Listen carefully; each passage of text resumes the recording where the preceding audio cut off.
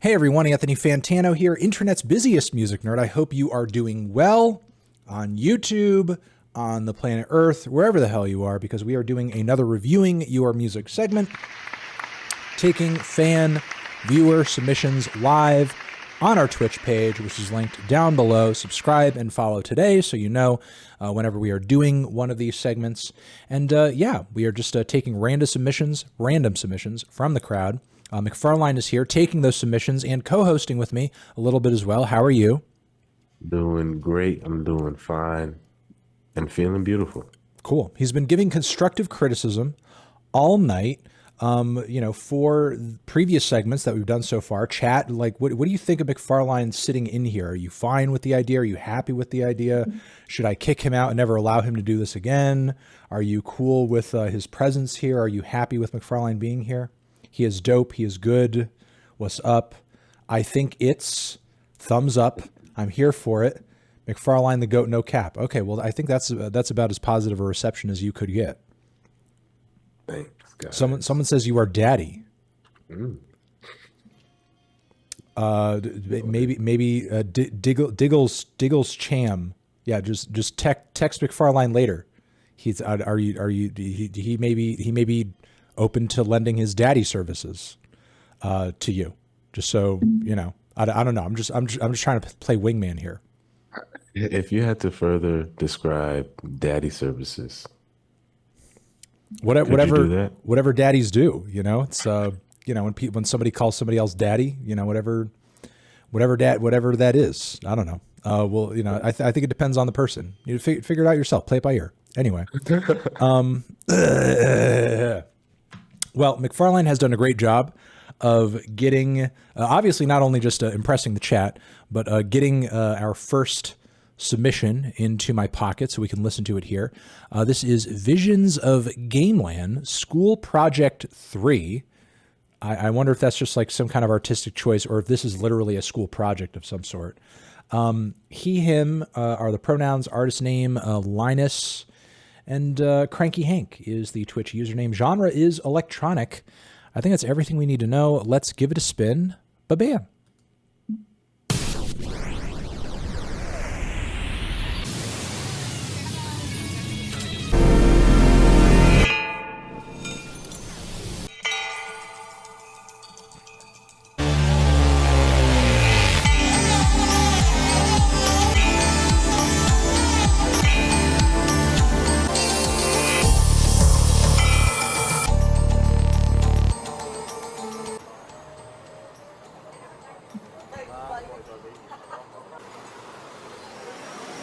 Okay, well, there you go. McFarlane, thoughts on that? Go. that was breathtaking, man. That was beautiful. It did exactly what I wanted it to do after the initial, beginning, that kind of driving beat that comes in and you get real into it. You feel like you in Blade Runner, and then all of a sudden you feel like you a running assassin. Like there's just so many things going on at once. It's very ethereal. I was feeling certain things, and I'm like, wow, honestly speechless, to be honest. Do you think this is a school project? If it is, that's really cool. And honestly, most likely, I could see this person having like a offbeat professor. Would you give this a letter grade if you were the professor? Ooh, letter grade. Yeah, this is a I'll school have to hear project. it again, but I guess off the cuff, I guess this is a solid A minus B plus. A minus B plus. Okay, yeah, interesting. Okay, well there you go. Solid A minus B plus for McFarlane. Yeah, I mean, I liked it quite a bit as well. Like the intro is really solid. I love the sound play on the intro. The synths were really thick and heavy. It sort of sounded like the start of like, one of those movie segments where it shows you like the THX logo and it's like, just kind of like, it sounds like a sound system test, like with how, well like formed the synthesizers are. And then, from there you have like what sounded like some really Middle Eastern reeds, a lot of mystical kind of keys worked in there. And then, as you say, like that driving beat that really kind of hypnotized you and like laid into a really nice groove around the midpoint. Obviously it kind of trailed off from there into, a somewhat more abstract and kind of chill passage. It kind of came and went pretty quickly, but not necessarily in a bad way, because obviously with the way the track was formulated, it's not trying to be like, a big dance rager or anything like that. It feels more like a soundtrack piece, like be it something from, again, a movie trailer or a chase scene in a film, or some kind of like, scene in a movie where you're a space mercenary and you're at some kind of like Star Wars type outdoor, bazaar, and there's like a bunch of open vendors everywhere, and you're like trying to like sneak around and like, tail some dude who, you have to like assassinate or some shit. Yep. Yeah. You said that it kind of trails off, right? Yeah, But I because think obviously, like the beat is the chase scene, and then the part where it trails off toward the end. That's where you finally get to the location where they were headed toward, and then and that's going to transition into the next scene where there's dialogue and shit. right. And I think because you got into all of that, that's where less is more. They really gave you enough to just paint a picture and then let your imagination run wild. And I think that really starts once that driving beat comes in. Yeah. Yeah, I mean, if like again, like if it were structured more as like a formal track, I would have loved more out of that beat section. I would have loved more like extensions on that. But for the most part, especially if we're like looking at this image over here, like even this in and of itself looks like something out of some kind of weird fucking video game, or like some kind of like segment of a movie or a film or something like that. Absolutely. But yeah, it seems like a film piece. It seems like some kind of soundtrack piece. And, at least in my estimation, in terms of like the tension, the drama, the sound play, the mixing, like it sounds just as good as like most professional grade shit. So yeah, I mean, sounded good. Was quite evocative, as anything that would be fit for a soundtrack should be. Yeah, I was really impressed. Like really a lot of talent coming together in terms of the composition and sound play and sound design on this track. Definitely. Definitely a solid track all around. I wonder if it really is a school project. We should get that confirmed. Yeah, It'd I be mean a nice that little Easter egg, excuse me. no, for sure. That like Linus in chat, please confirm that this is in fact actually truly. He said it was. People in chat are saying that he confirmed that. So cool. It is a school project. Dope. Awesome. I hope you get a good grade on it, or that you did get a good grade on it, because it sounded good. It sounded quite nice. It did. Very good. All right. Well, chat's giving it an A+.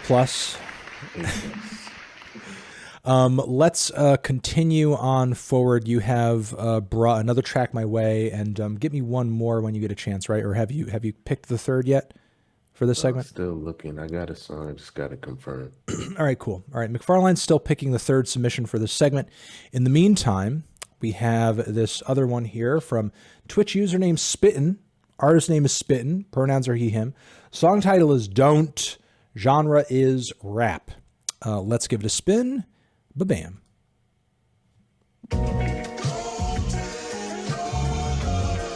This the new mantra, wear it when I need it like a poncho. Didn't have a clue, we really didn't have a clue. Do or don't, but I am really only talking. I told them not to listen and I'll wear it when I need it like a poncho. I used to ask myself, what do I try flu?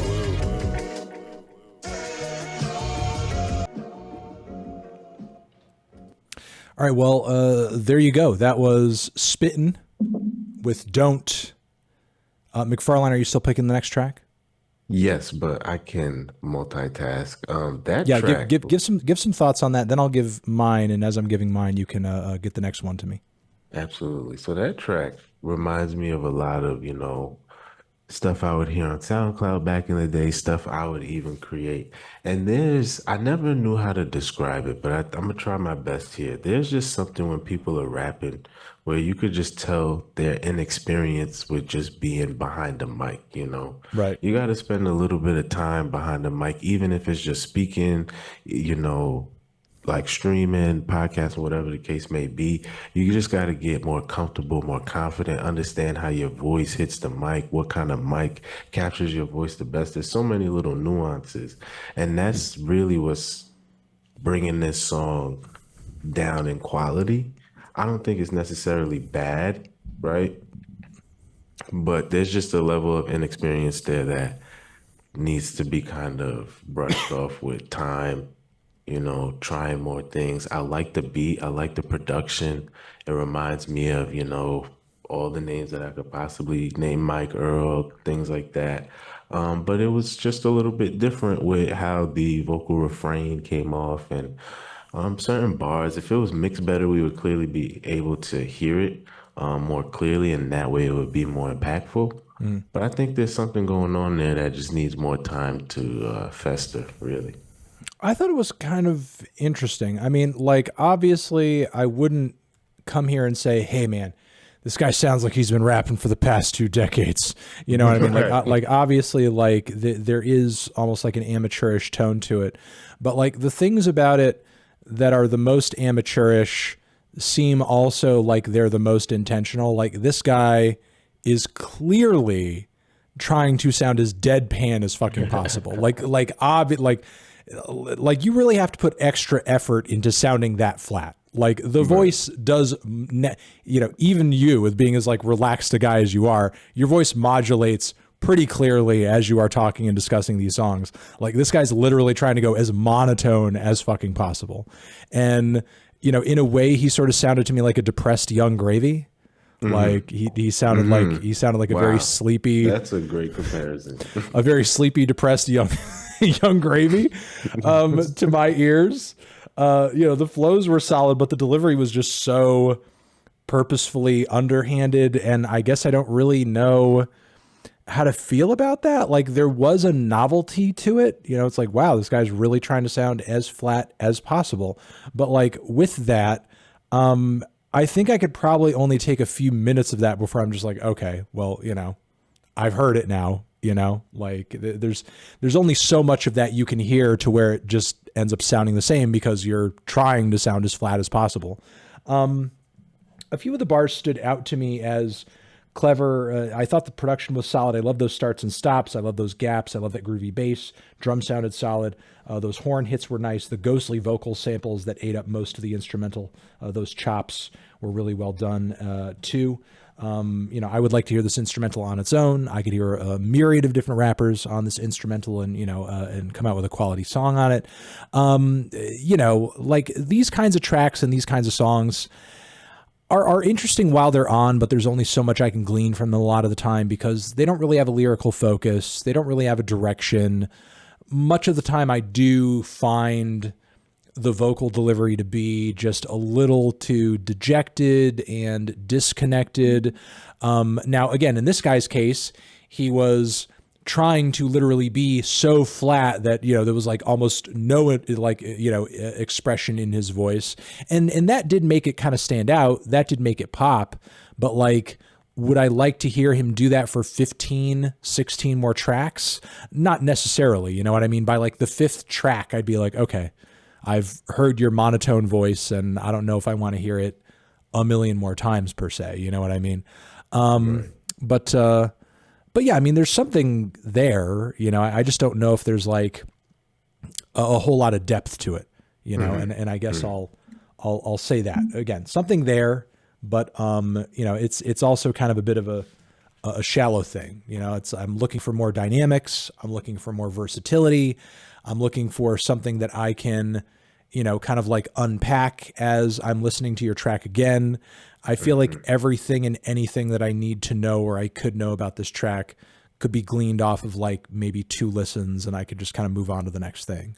Especially since like there's not really a whole lot of structure here. There's not a chorus. There's not much of anything. The catchiest thing about the track is literally those ghostly vocal samples. And, even those would wear out their welcome after a few listens anyway.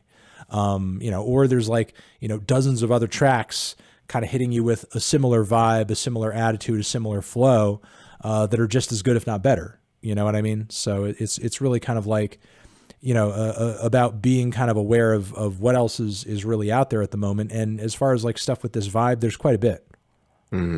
So I don't know. Yeah.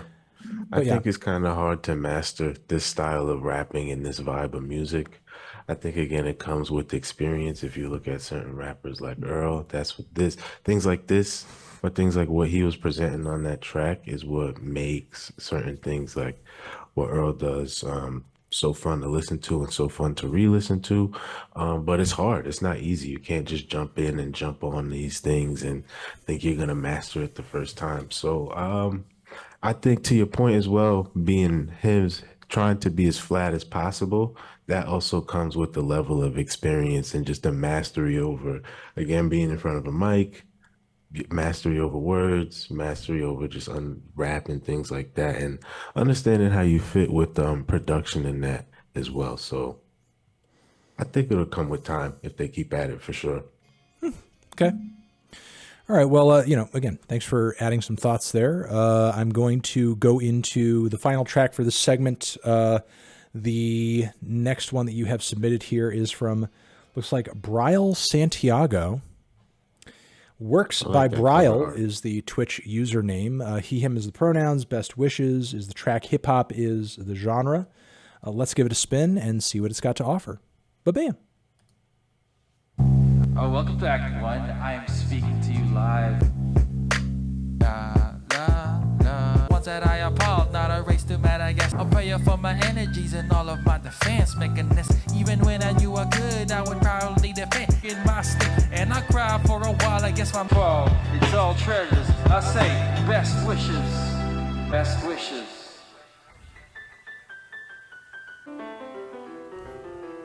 Wouldn't let the walk talk, but that's a gun. How many calls with the children call before another kid end up calling? Walker choose and the freedom to speak. Yet you say that peace is the missing peak. Don't push us, you don't need to tell me what you wish. I say best wishes. All right. Well, there you go. Bryle Santiago. Best wishes. McFarlane. Thoughts on that? Can I be honest? You be as that's the point of the segment. Be as honest as you fucking want. I'm gonna be as honest as I fucking want. Be honest. I ain't like it. It's gonna be a no for me, dog. It's a no for McFarlane, dog. It's a no. I seen what it was going for, but it just was not executed correctly. That's not to say that it's bad. It just had a lot of ideas that it's tough to execute a song like this. It's tough to kind of, rap over these beats that got a lot of complex things going on within like the hi-hats and the heavy drums. And you got to have a strong voice to go over these things, and you got to have strong bars to go with it, which Best Wishes did not really catch me, I think there was a point where it came together a little bit, but I already foreseen that it was going to go right back to where it was before. So I was like, all right, this is not as impactful as it could be. But I do like the cover art, though. I do like the cover art a lot. But yeah, I wasn't feeling this one. My thoughts are slightly more positive. I mean, not glowing, but slightly more positive. I mean, I think I was struck very much in the intro because like the vocals were so weak, just like the timbre of the vocals were there was so much, like a bit of a nasal tone to it. On top of it, I don't know if this was either the microphone or the EQ on the vocal or the mic placement, could be a combination of all three, but it felt like I was listening to him rap at me through like a gamer headset, you know what I mean? Like, which was a little distracting.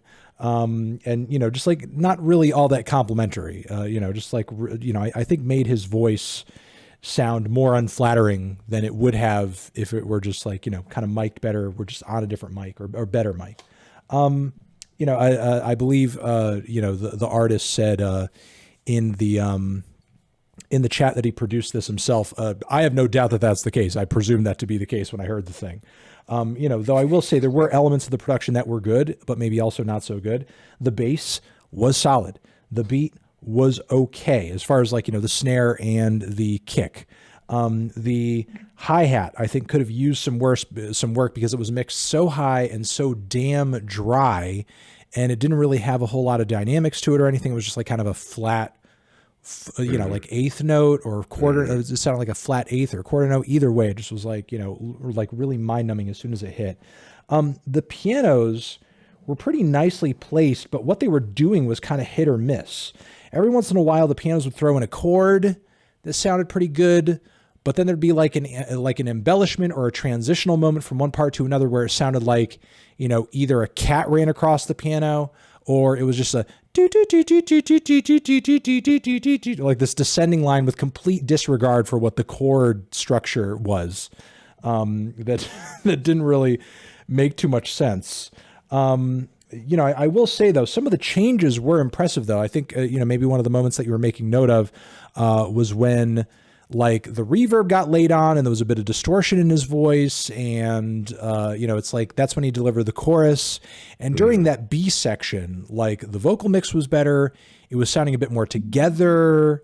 And then to kind of end things off, you kind of had the same sections of the track repeating, but you had all these like really strange alien airy synths kind of filling up the background, and it seemed like the compression was kind of eating things up and kind of squishing it together a little bit in a good way.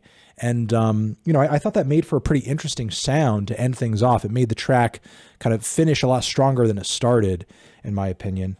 But yeah, you know, there's some elements that I thought were pretty cool and sounded interesting and sounded decent, but like there's still a lot of work to be done on this track, you know. And I didn't really get into you know, the flow and the delivery and the bars, just because like on the surface it just came across sounding so awkward that it didn't really make me want to engage with it on that level. You know what I mean? It's just like right out of the gate, the most obvious surface level, you know, observations or sort of like things about your voice that's like hitting me off the bat is that it just sounds very stiff and it just sounds very awkward. And, you know, until you kind of get those flows and that delivery smoothed out and sounding more together and more confident, it's after that I think I can, you know, engage with what you're doing lyrical content wise a little bit better. Though there were elements of it that reminded me a little bit of like, you know, early Milo or Uncommon NASA, you know, who both have pretty like unorthodox, you know, amateurish deliveries, but like they themselves like, you know, can also rap very well and know when to kind of play it loose and know when to kind of tighten it up, you know, for kind of like a more abstract or kind of weird or a bit of an off-putting effect. Whereas like this just constantly felt like, you know, amateurish in a way that was at least somewhat unflattering and could have just been tightened up. But yeah, those are my thoughts. Yeah, I agree with a lot of the things that you said. Again, I think it just goes back to being an experience behind the mic. Once you get comfortable behind the mic, you're comfortable doing anything, you know.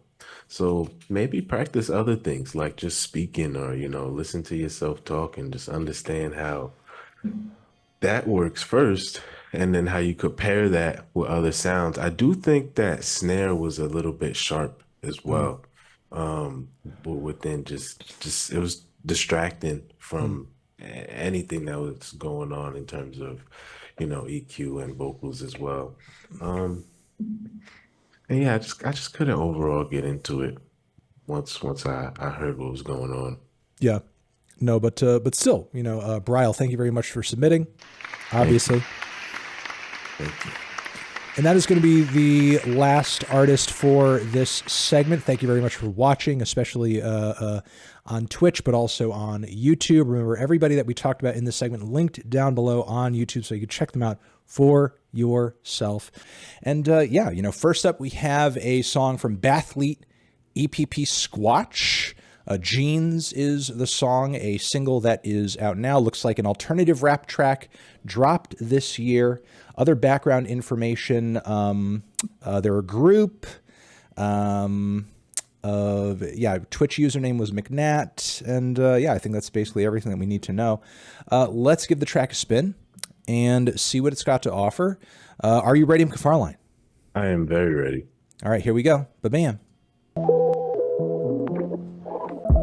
Showing up with these weird times. Had to hit the full speed at a red light. Comprehend with the mints of the wires. That I really make a lot of this and them out. But you act like you're deep, but you're living my proof what you can do. Thoughts fitted up to the scene, just a feel for the day. Say goodbye to you niggas like bullies in Paris. You really should stop, cause it's getting in. I put my jeans on one leg at a time. I put my jeans on one leg at a time. Okay, well, there it is. Bathlete, EPP, Squatch, Jeans is the single. McFarlane, are you there? I am here. What did you think of that? That was fun. Was it a bop or a flop? Yeah, no, that was a straight bop. That was fun. It had a dance beat, it had a groove. I was bopping my head the whole time. Vocal inflections were probably my favorite part. And I'm definitely adding this to a playlist. Can't lie. That was a banger.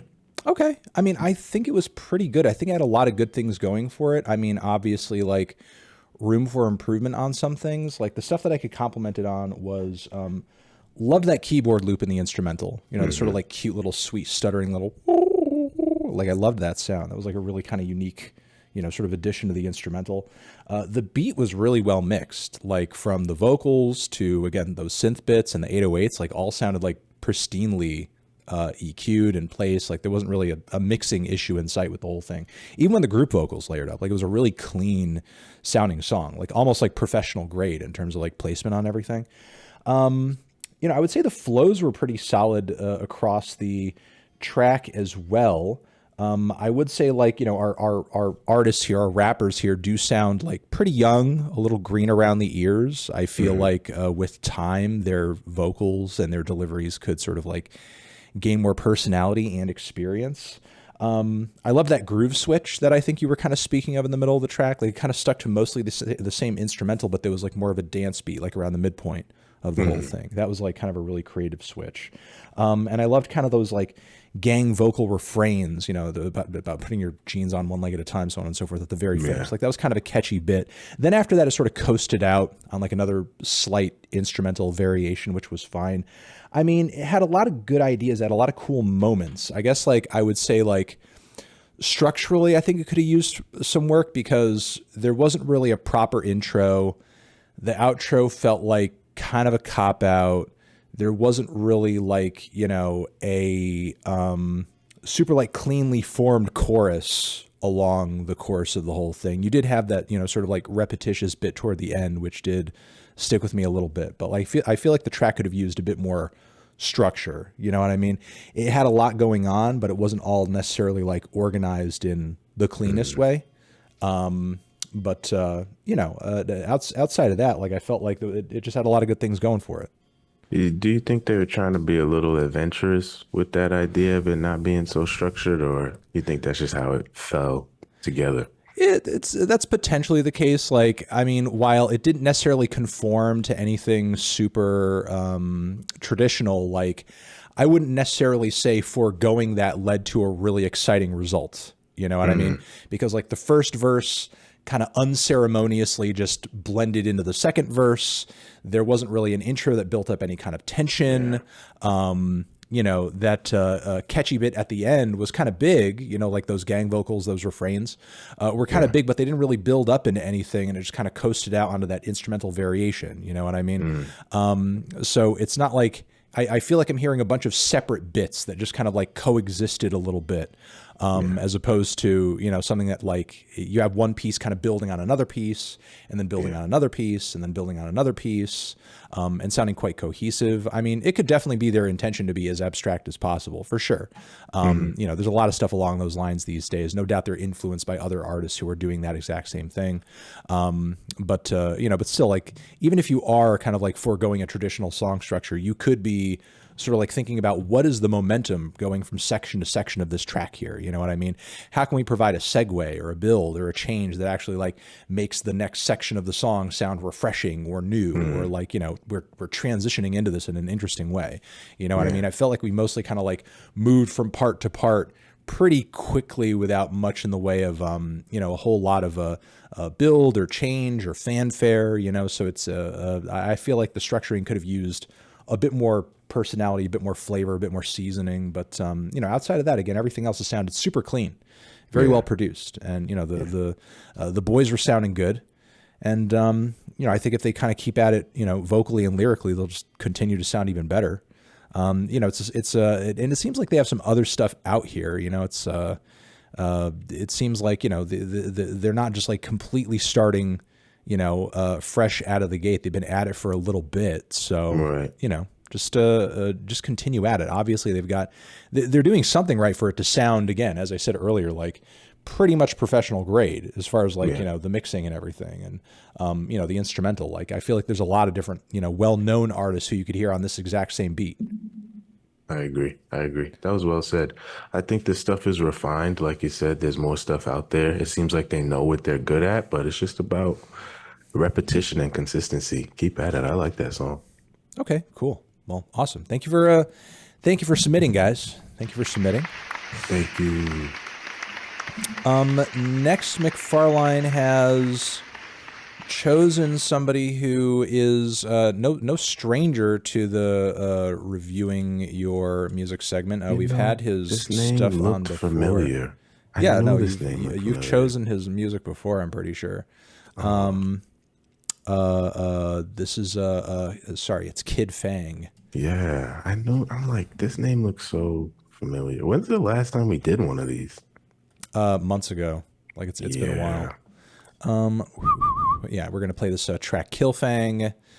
This was from his project that dropped earlier this year. I haven't listened to this, so again, this is next one that we're playing here is from Kid Phang. Genre is hip hop. Pronouns are he, him. And yes, as I said, from the new record that just dropped this year, it's the 7th track on it, Kill Phang.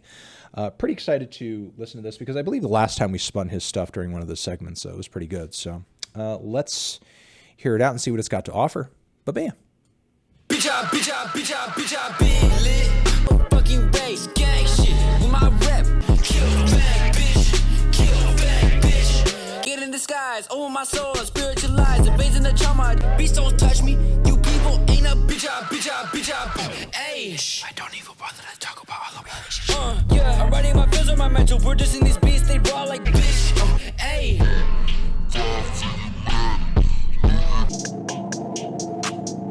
All right, there we go. Cool. McFarlane, are you there? Yes, I am. Thoughts on that?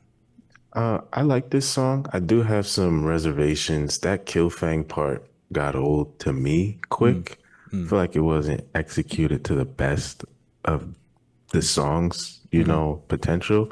I thought the rapping at some points wasn't as strong, but overall, this is a banger, There's some funny bars in there that keep my attention for me to say like, oh, is there something else funny that's going to come up?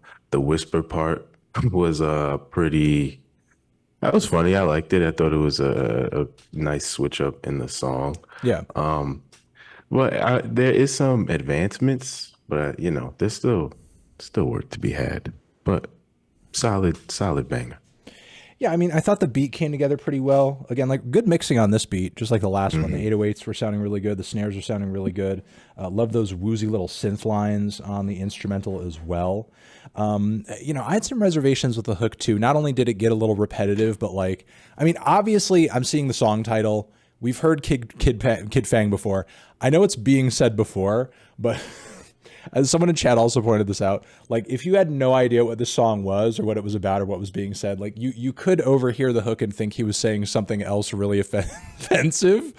We don't have to get into it, but it's definitely something that I think could be taken the wrong way if somebody didn't know what was going on, especially with the distortion on his voice, kind of making it sound like another thing.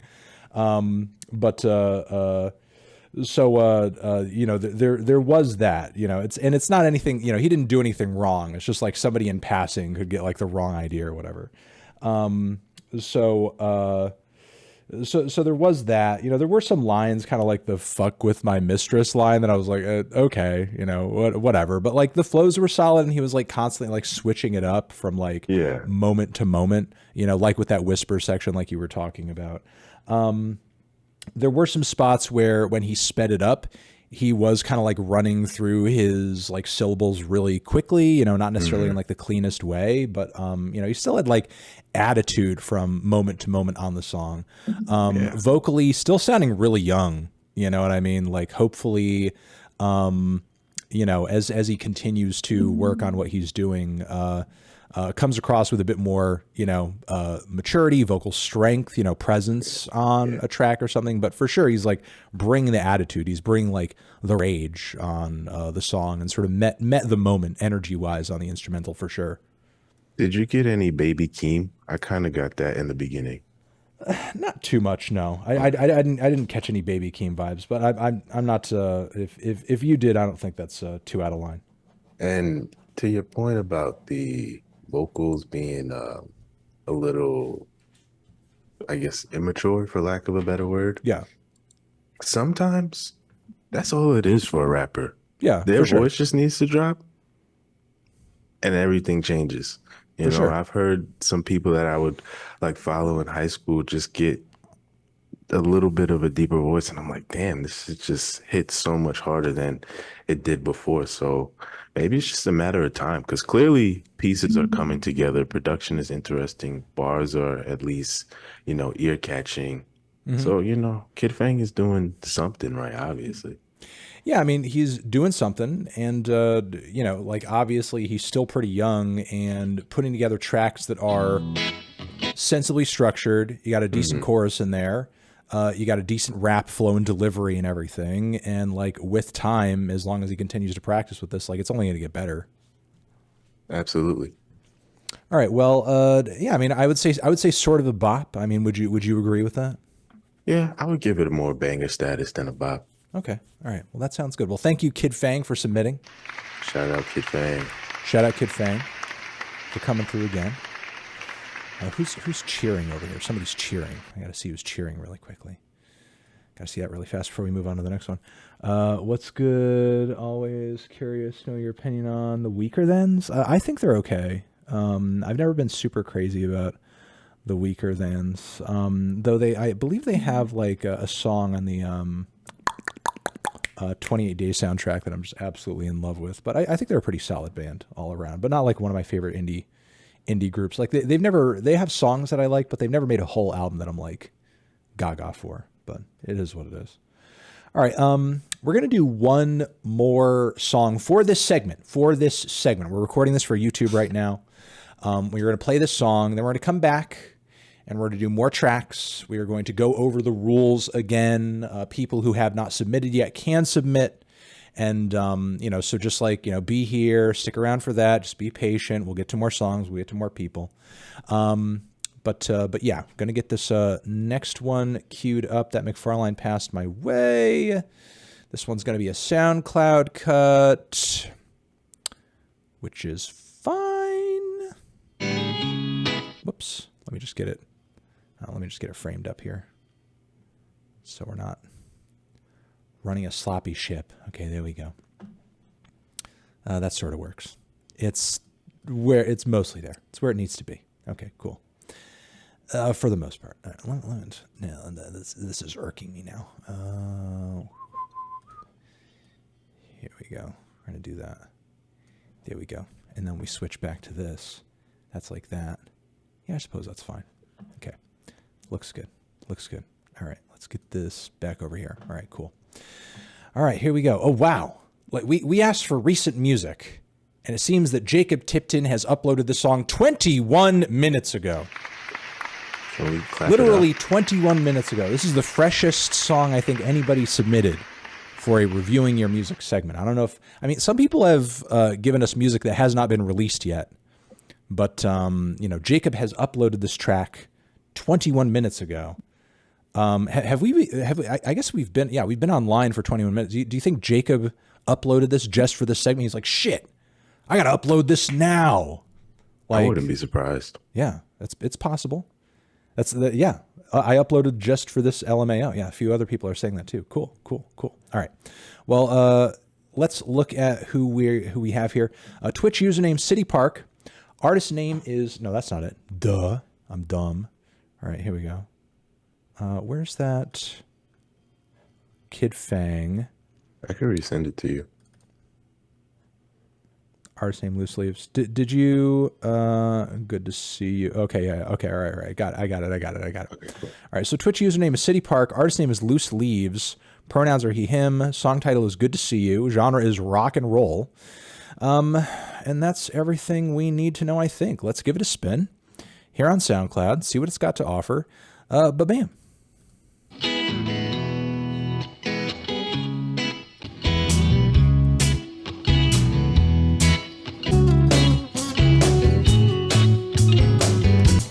It's good to see your face, man. I ain't seen it in some time. Now we've been reminded, even that can go away. I never wanna smoke some tree, yeah. Get something to eat, yeah.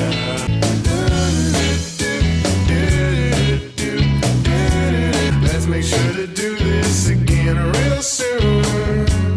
'Cause oh, it's so good.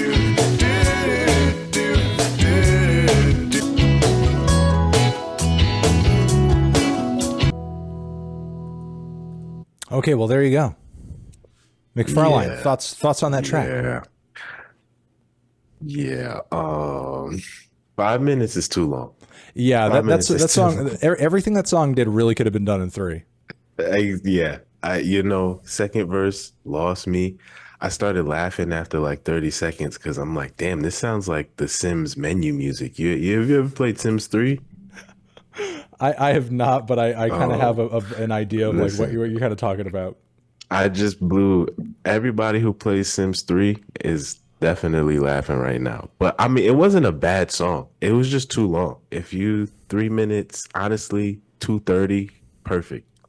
Yeah, I feel like if you were going to string it past 3, it really needed like a big fat kind of epic solo. But given the vibe of the track, like it's not really the kind of song that you put a big fat solo on. You know what I mean?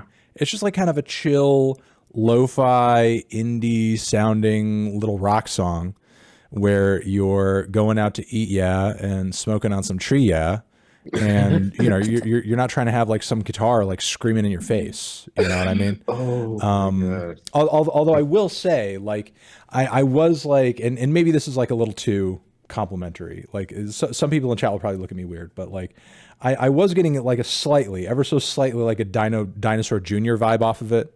Like, I feel like really chill, high Dinosaur Jr. fans would probably vibe with it, or something like that. Like I'll say production wise, obviously we're talking about something that's like DIY, a little, homegrown and that sort of thing. But like, I feel like you could have either through your amp or EQing it, like the guitar did not need to be as dry and brittle as it was. The bass could have used a bit more treble, a bit more bite, so that it did not sound as sort of like, almost like, like a little too smooth in the mix. I think it could have used some bite. The drums were coming off maybe a little too loose and distant. Like none of the drums sounded close or punchy in any way. There were some bits of what sounded like lead guitar in there, but what I could catch of them, they were very messy, and it seems like our friend here was conscious of that because they were mixed so low you could barely make them out much of the time.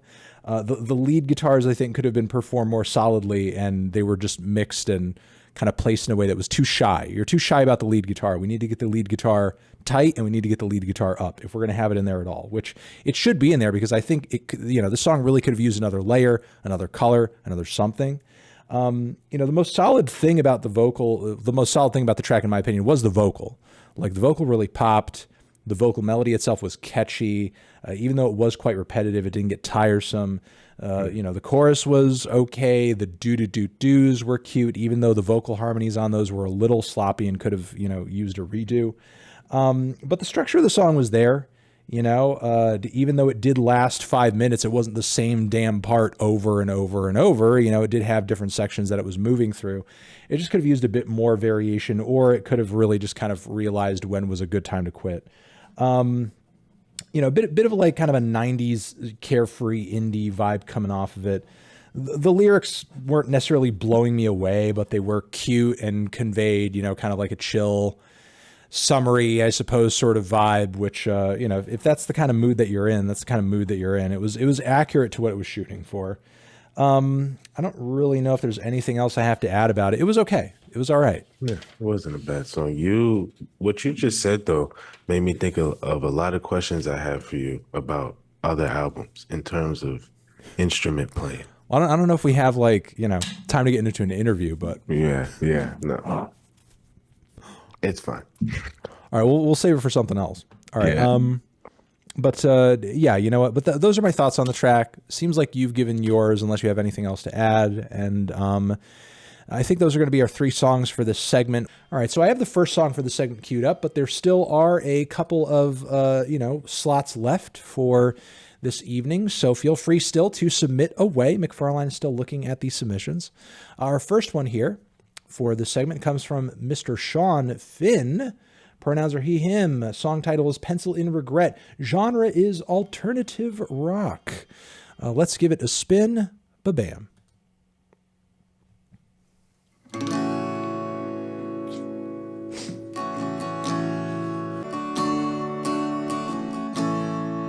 Clocking into life at 4 in the afternoon, just to hear you swoon as filler for the day.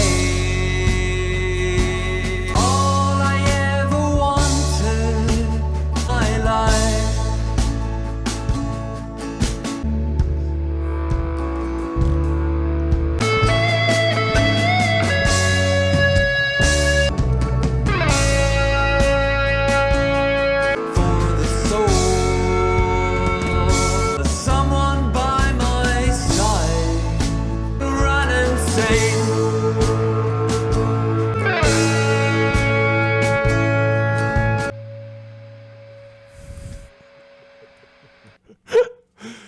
One of the latest chats on this says, I'd hold McFarlane, Anthony, and chat's hand to this. So basically this is like your crush song. So if you have feelings for me or anyone in chat, you would collectively hold all of our hands to this song. You would just have to wash them first. Yeah. I would wash hands after. Wash before and after. Yeah, hand sanitizer, absolutely. everything. Right. All right. Well, let me get my thoughts on that track. I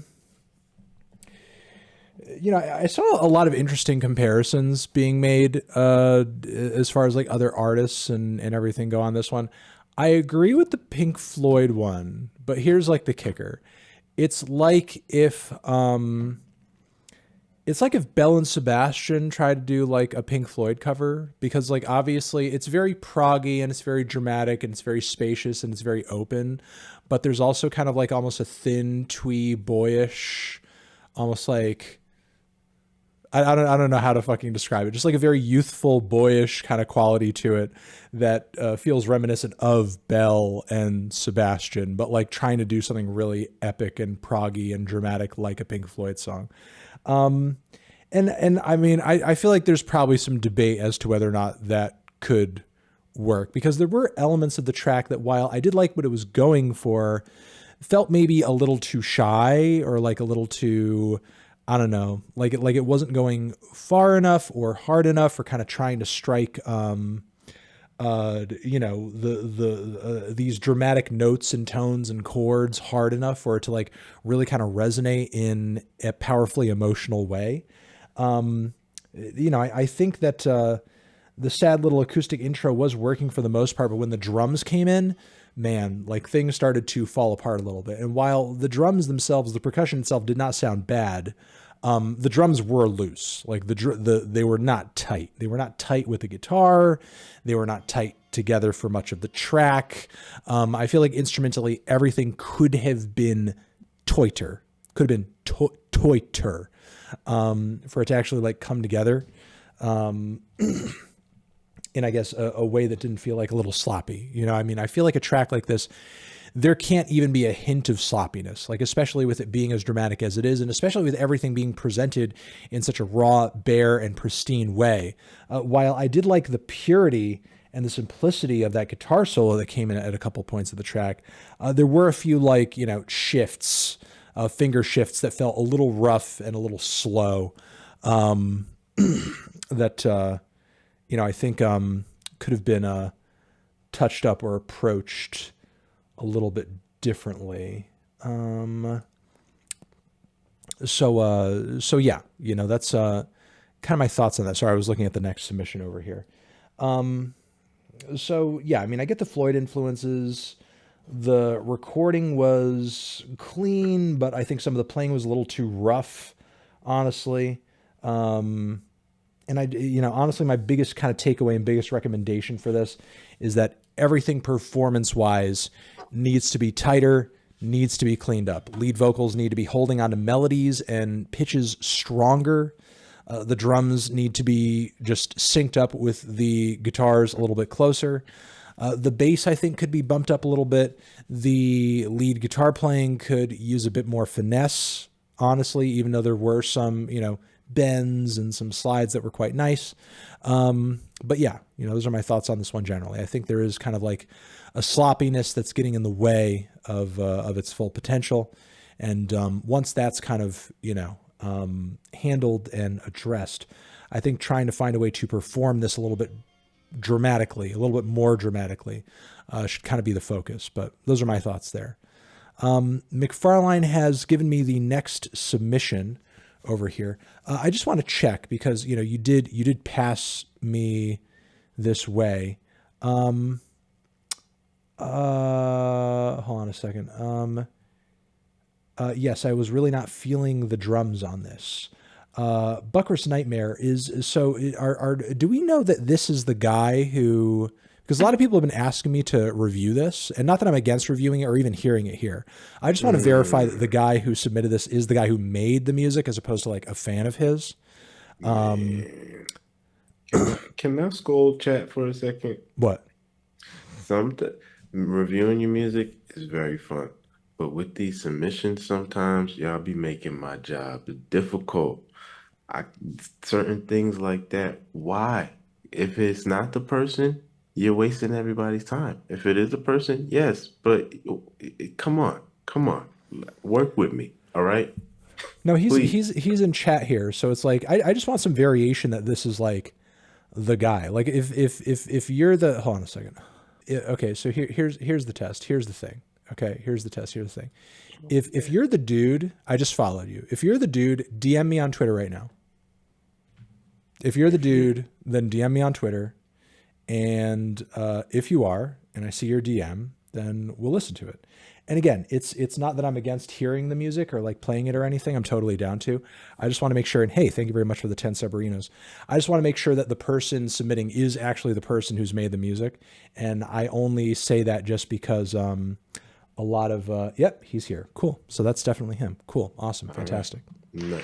So I only say it and I only bring it up. And I have been meaning to listen to your record, by the way. It is on my calendar because I have gotten a lot of recommendations for it. I just haven't got around to it yet because there's a lot of stuff I got to listen to.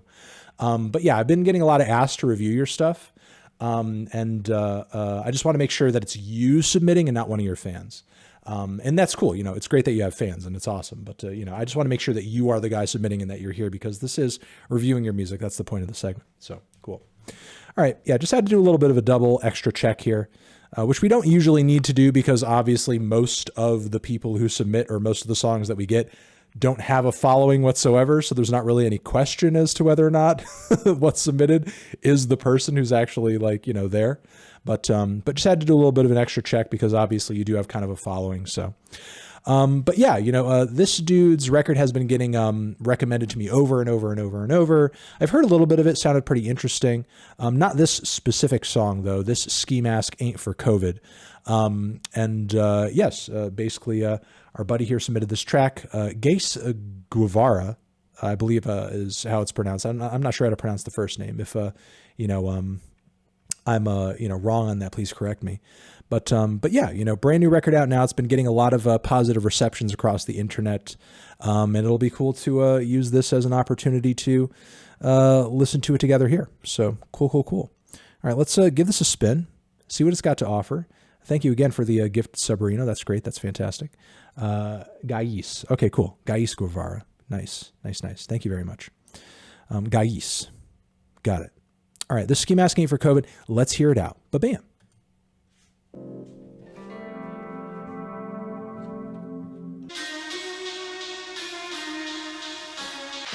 it's all like a Scarface. I've been the nigga to get it, I pay for a hand and run with a parlay. Peep, they feel the guy hand. Knew I was a target and I turned that into finance. More hits than an Andy Murray backhand. Hitters worldwide through the beat called lacking. I don't do that rap shit, bitch, I learned from Margaret. And your lyrics rap is disappearing, but the money keep on coming with no surprise. Hey, where the bitches at? Titties, where the fucking titties and the bitches? Fuck.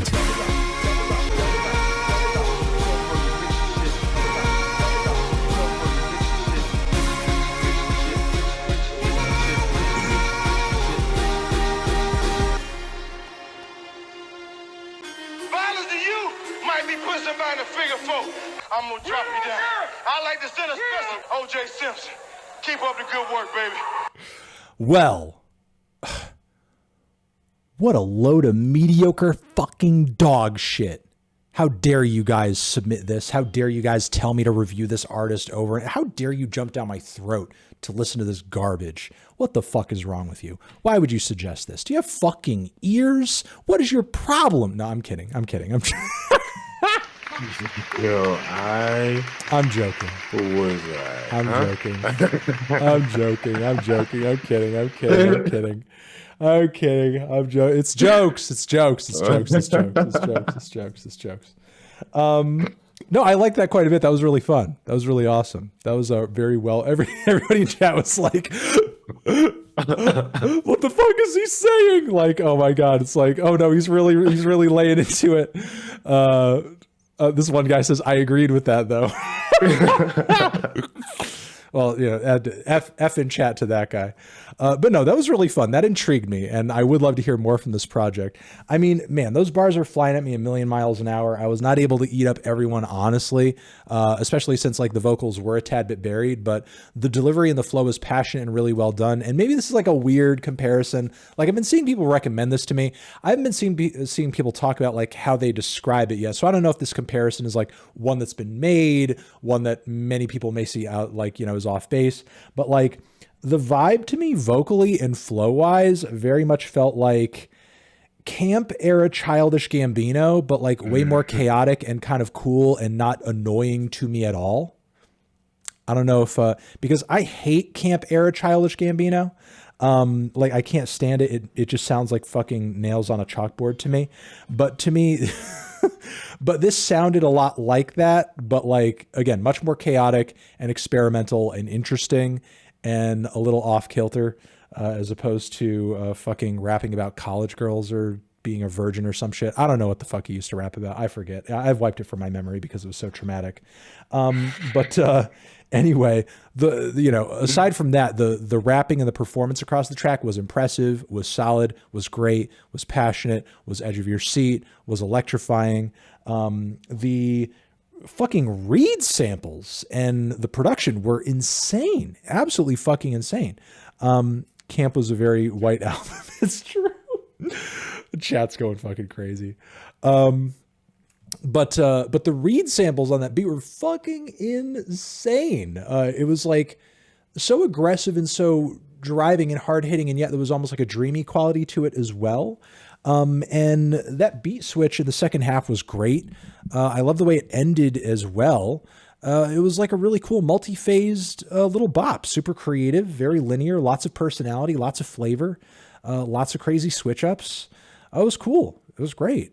You know, obviously like a little on the short side, but, you know, good enough for a taste to kind of like, you know, wet my whistle and get me intrigued to hear the rest of this. But, you know, look, this project was already on my calendar to make some time for. Now it's really, really on my calendar to make some time for, hopefully within the next week or two. And yeah, I don't know. I thought it was really great. I thought it was really cool. McFarlane, I see you've got me our last submission over here. While I cue that up, do you want to give your thoughts on the song, please?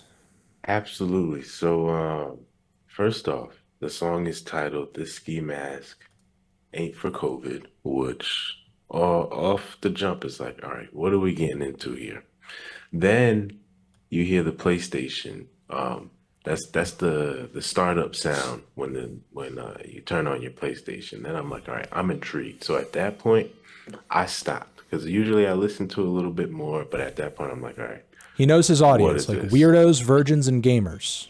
We're gonna get them all in one little quick intro. We're gonna throw the PlayStation bit in there, and we're good. Mm-hmm. And I'm one of those three. I'm not specifying which. So this song was fantastic, and the things that I'm about to say,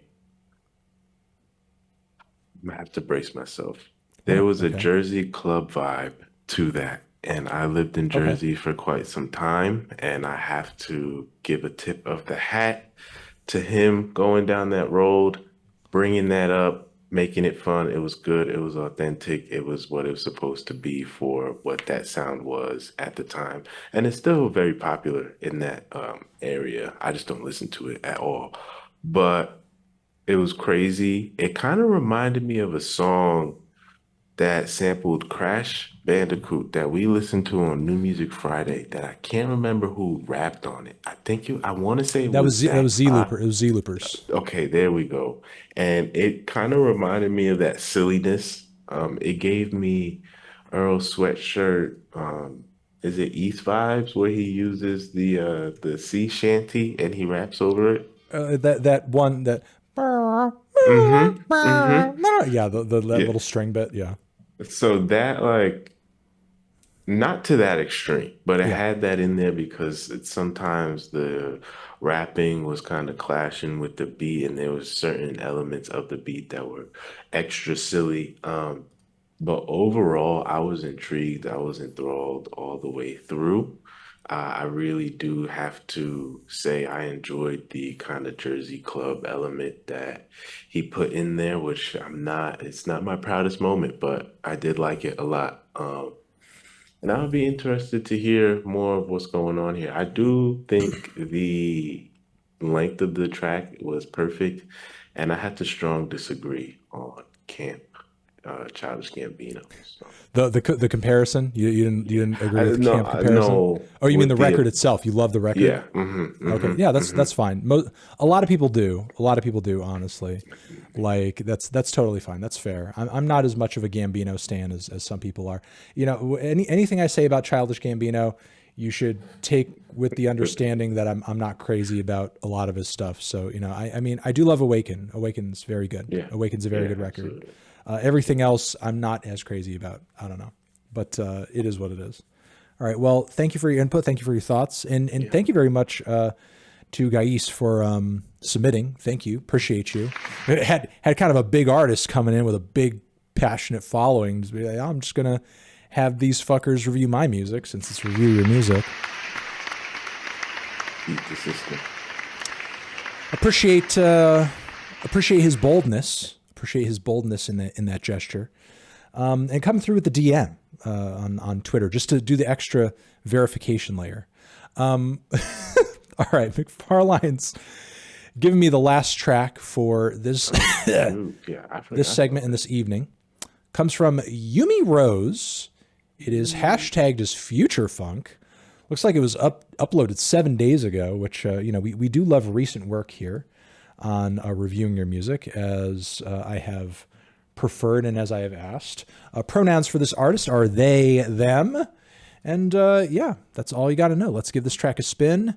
We have anime heart eyes as well. Let's see what it's got to offer. Oh, and this person has 5,000 followers on SoundCloud. Nice. So they've got a little bit of a following too, whoever this person is. So, feel free to look them up and become another follower of theirs and see what their other future funky tracks sound like. Looks like this is also hashtagged as vaporwave, hip hop, house, French house, hot, hard, funk, new wave, hyperpop. All right, damn. All right, let's give it a listen. But bam.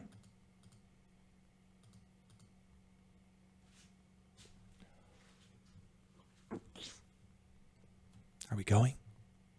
Is it playing?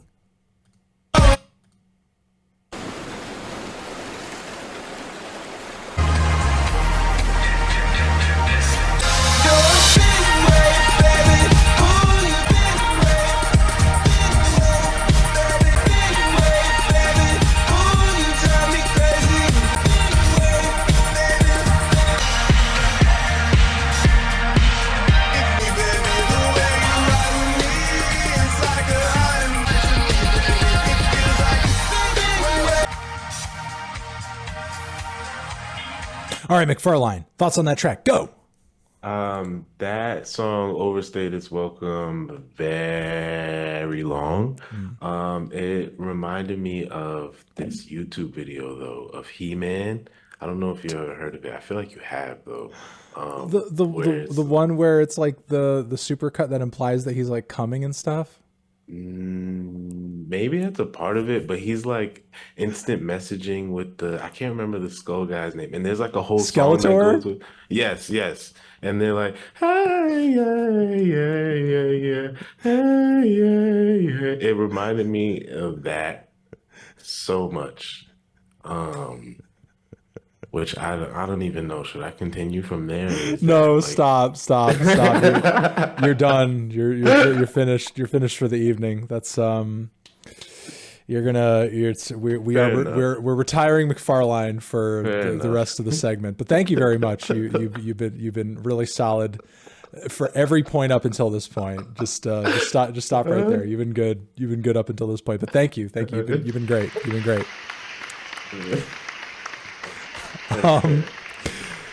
As far as something maybe more constructive to say, I didn't think the track was necessarily too long. I know it's a dance track. I know it was repetitive, but when it comes to repetition and length on a song that maybe is more fit for the dance floor, I do tend to be a little forgiving, especially if it is kind of a groove and a sensation that I can get lost in for an extended period of time. And I would say that was certainly the case for this track and this beat. There were a few things that I would personally like tweak about it if I could. I think some of the lead vocals, which were catchy, by the way, on a big wave, baby, did sound like a little pitchy and a little grainy. I don't know if that was as a result of how they were EQ'd or the source material or how they were kind of placed in the mix, as I did find them to be a little, just like a tad bit loud. I guess like the two minor like mix tweaks that I would make is that those vocals were a little overpowering, and like the bass like could have used just some more pumping up. Like the bass was there. I heard that bass line, but it really like could have been louder. The bass line should have been sharing a bit more volume, like around where the kick is, if not a bit more. I think the mix overall, while I do appreciate the atmosphere and the space that you were kind of throwing in the whole thing to kind of make it dreamier and make it more, I guess like enveloping, it did feel a little hollow. And I think like bringing the bass up, beefing the bass up a little bit, could have kind of filled in those gaps a little bit and, made it just the whole thing sound a bit fuller. A bit, just fuller. Fuller is like the word that I want to use because, without that, again, it came off a little thin. It came off a little more hollow than it could have because the bass line was there. I just think it needed to be a little bit bigger and a little bit louder. The progression was great. Love that little break you used. Loved the way you chopped out those vocal samples. Progression was solid. The whole thing was like really blissful and fun and groovy to listen to throughout. There are just like some sonic tweaks that I would make to the whole thing, honestly. Maybe if you wanted to get ambitious, could have used some kind of like, breakdown, a bigger breakdown or like a beat switch up or something. And then you kind of bring back that main line at some point. But as is, it's like a pretty solid 5-minute dance track with some great grooves and loops. I just think sonically it could have used a little bit of tweaking, but there you go. I thought it was a solid track all around, and it looks like, Yumi, thank you very much, Yumi, for coming through. Seems like there's some appreciation on the thoughts there. And thank you, everybody, to everybody who submitted. Even if your track did not get chosen, we still appreciate you greatly for taking the time and doing it. McFarlane has given me the first one over here, coming from Amaii. I've Seen Better Days is the project. The song is, am I pronouncing this correctly? Probably not. Sudyumna, and pronouns are she, her. Genre is hyperpop and atmospheric drum and bass. Sounds like an interesting combination of ideas to me. Let's hear it out and see what it's got to offer. Ba-bam.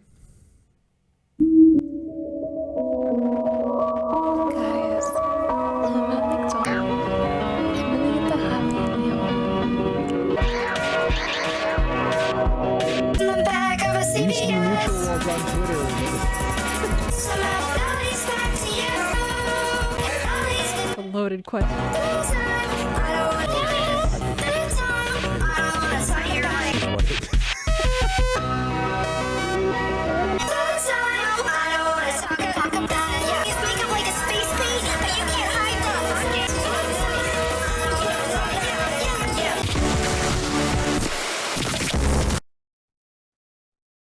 Sorry, that was the next track over that we pad song. That was the next track that we transitioned over into very quickly. Well, damn. Well, damn. McFarlane, do you want to throw some thoughts down on that track? Man, that was a journey. I was definitely dancing to that the whole time. I'm not gonna lie, I heard your voice in there, and it broke the immersion for me. I don't know if you heard it. Was my voice in there? I thought I heard a section where I was like, was that my voice? But but it came and went so quickly that I was like, maybe not. I don't want to just assume something is my voice if it's not. No, they said it in chat, so I kind of was looking out for it. But I also forgot. So when it came up, I was literally bobbing back and forth in my chair. But then I heard your voice, and for some reason, it just took me out of it. I don't know why. I'm sorry. Ruined it for you? Yeah. Ruined it. You guys, see, listen, McFarlane associates my voice with trauma. And whenever he hears my voice outside of the context of me talking, it brings back bad memories for him. So that's why you cannot sample me in a song and expect McFarlane to enjoy it, because he associates my voice with bad times, bad experiences, bad vibes. So soiled it. That's not the reason why, but that's so fun. Well, it was a great song, though. I think towards the end, I got very confused with what was actually happening, but I'm sure that would be smoothed over and cleared out with more listens. I heard you describe Vision by Earl Sweatshirt with Z-loopers like this. You said that song was very meta, and so was this song. You know, I'm at McDonald's and I'm writing these songs. You know, I believe it was at a seat in the parking lot of a CVS. Like, it just felt very, and then, you know, including you in there, I think it just brought me back to the moment, because I was envisioning myself like in a club, lights are going, you know, I'm dancing, I'm hot, I'm sweaty, and this is just blaring through the speakers. So yeah, I think that's where I'm at with that song. I liked it though. I will say I loved it. Favorite song of the night so far. Holy shit, was blown away by it. I would get if it's not everybody's cup of tea though, because like, yes, there were like these very jumpy, jittery, hyper pop elements to it. And that itself was not going to be for everybody, because like that obviously can be kind of grating or obnoxious. Like, it's not everybody's vibe. It's not everybody's style. But on top of that, you had those bustling beats, you had those futuristic synthesizers, you had those bold melody lines, and you had those like kind of chirpy pitched vocals, which I liked quite a bit. But then on top of it, like the speedy drum and bass elements were so intense. And on top of it, you had all the disorienting glitches, like all those weird little vocal bits that would like fly in and they'd end, and, you know, they'd start and finish so abruptly. And some of the like weird samples and repetitions of what sounded like cats growling, or like the lead vocals glitching out like crazy. It felt like some kind of weird dystopian post hyper pop madness going on here, where it was like everything was like kind of deteriorating before my ears. I wish the vocals had a bit more presence in the mix, but I guess in a way I do kind of get the way that it was oriented, because it seemed like in a lot of cases throughout the song, the glitches were supposed to kind of take priority and make it difficult to kind of hear beyond them a little bit. And yet you could, because the beats were so clear and those synth melody lines were so bold. And as you said, like, it was very much a journey. Like, it went through multiple phases. It was disorienting, I think, in the best way. And, you know, I just like the various progressions across the track. And honestly, I'm very curious to hear more of this. This is really cool. I'm going to actually kind of save this and probably check out a little bit more of it later. That was that was really intriguing. That was neat. It was a very creative production. It was very detailed. Again, very disorienting in like the most interesting way. And yeah, I really messed with that. There's even a track on this thing titled Kanye Rant. Also, cool bike. Can you save the Kanye Rant song for the next break? Yeah, I think we can do that. Oh, what the heck, man? Who's calling me? Well, I don't know. Tell him to fuck off. All right. All right. I'm going to get the next track queued up that you gave me. But, you know, shout out to Amaii for submitting over here. Very fun, interesting track.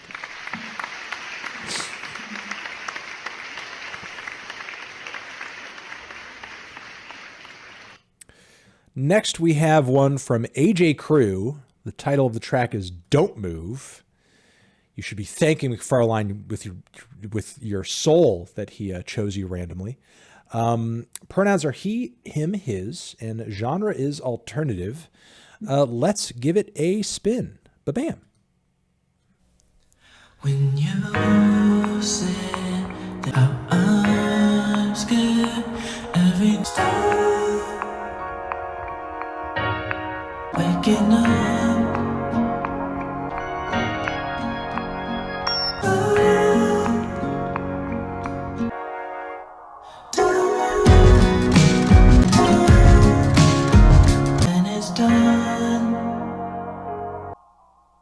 What a human brain does all the time, better than anything, any other creature, and what it does more than often than not, all the time. He's not flailing everywhere trying to make sense of this. Your brain is always, it's gonna happen, and there's nothing you can do. All right, well, there you have AJ Crew with Don't Move. McFarlane, do you want to throw some thoughts down on that? That last part was very off-putting. Yeah, that was unexpected. What was that about? I feel like that could have been executed way better. I see what they were trying to go for, and it was fun and it was cool. Maybe a different topic, maybe kind of a softer approach on the voice, but that was like a complete departure from what the whole song just did. I'm presuming that was like lifted from somewhere else or something. I don't know. I just assumed it was AJ Crew. I don't know. Maybe it was something different. Yeah, maybe.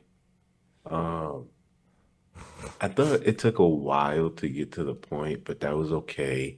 The inspirations are very clear with this. Frank Ocean, Joker, Joji. You know, you could argue a little bit of some James Blake. Like, there's so many different, you know, Kevin. Like, the inspirations are very obvious with this. The production was cool. The production was fun. And I mean, yeah, there's not much I could say outside of that. I don't want to say it's like run-of-the-mill kind of alternative stuff because it was creative, but this genre is very plentiful as well. And I think you have to do a little bit more to kind of stand out and stick. I think this is a great start, great foundation. That's where I'm going to leave it at. Okay. Yeah, I'm being reminded here by Apple Music. I guess AJ Crew did a little work with Clarence Clarity as well, which is pretty cool. You know, big respect to that. So, you know, obviously an artist who's been around the block a little bit. But no, I hear you on those influences and whether or not he sort of like stands out within that, you know, like world of music that's kind of floating out there right now that like obviously he's contributing to. You know, to me it just like kind of felt like a very spacey, atmospheric, heavenly bit of, you know, almost like dreamy soul with that falsetto, maybe reminded me a little bit of a Flaming Lips kind of thing. I guess what I'm trying to say is this, like, each section of the song sounded respectively pretty interesting, like relatively interesting, but I was hoping for more from each section. Like that whole intro bit where you had like, you know, the very skeletal basic chord structure and the falsetto vocals kind of calling out into oblivion. While that was pretty, I feel like progression wise and just like texture wise, it could have used a little bit more than those tones and those vocals, especially more than that beep. A lot of people in chat were commenting on the very high pitched, like high frequency beep that was going on in the song, which like, I didn't think it was too bad. I thought it was an interesting touch. Maybe it could have been EQ'd a little bit nicer, but like, I thought it was a cool touch. I liked the beep. I fucked with the beep. I just think there could have been more, other than the beep, you know, during that section to just sort of like color it in and make it feel a little fuller, a little bit more interesting. But then beyond that, obviously, like, you know, there was a lot of tension building through the track, which obviously was leading to this big payoff moment where you had the full run of instrumentation and that chunky beat going, and that was fine and that was cool, but it just kind of ended out of nowhere. I was sort of hoping for that payoff, considering how long we waited for it to like build up to something better or like greater. You know what I mean? Like the beat came in and that full run instrumentation came in. Why not like a big lead melody? I mean, obviously not everybody can afford such a thing, but why not like a horn lead or a horn section or something, you know, something to like just make it feel grand in the way you're implying it is. But rather than kind of building it higher, you just sort of had that beat running for a little bit and then just kind of ended. And it kind of just disappeared into the ether. And then you got that a little bit of a jarring spoken word passage at the end of there. I wish instead of that, we had kind of a big instrumental payoff. You know what I mean? But like, you know, aesthetically, each section respectively was pretty cool. I just wish it had some more interesting layers and progressions to be had. But, you know, still a cool little track. Shout out to AJ Crew for bringing it to the table. Yeah, that beat was definitely not bad. It could have been used differently, like you said, maybe EQ differently or something like that. But yeah, still a solid, fun track. Just minor tweaks, have more fun with it, you know? All right, we're going to move on to the final track in this segment. This one comes from, I love this little ducky head boy. This one comes from RAUL. McFarlane has brought this track to me. Thank McFarlane for randomly choosing this one. Pronouns are he, him, his. Oh no, that's not it. That's not it. I'm looking at the wrong one. Or am I not? No, I still have. No, I sent the wrong one. Yeah, I don't have the RAUL info. But looks like the track is Honeys. Looks like we're listening to it on SoundCloud. Yeah, I could go through this stuff real quick. Yeah, just tell me the genre and the pronouns. Pronouns he, him. Cool. Genre is synth pop. And cool. Yeah, song title is Honey. All right, that's all we got to know. All right, let's give the track a listen and see what it's got. Ba-bam.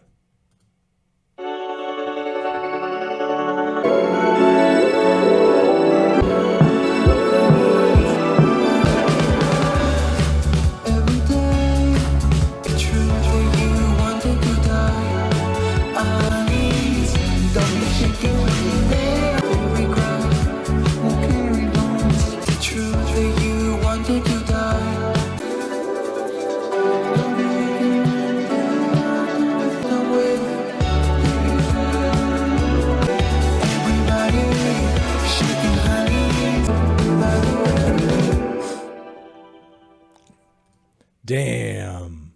Nice. You know what that kind of reminded me of a little bit? McFarlane? McFarlane, are you there? McFarlane, are you there? Oh, I'm here. I was going to say F in chat if we lost McFarlane. I was wrapped up in these submissions. Oh, it's all right. Hold on a second. That kind of reminded me of this. If your game is on, give me a call.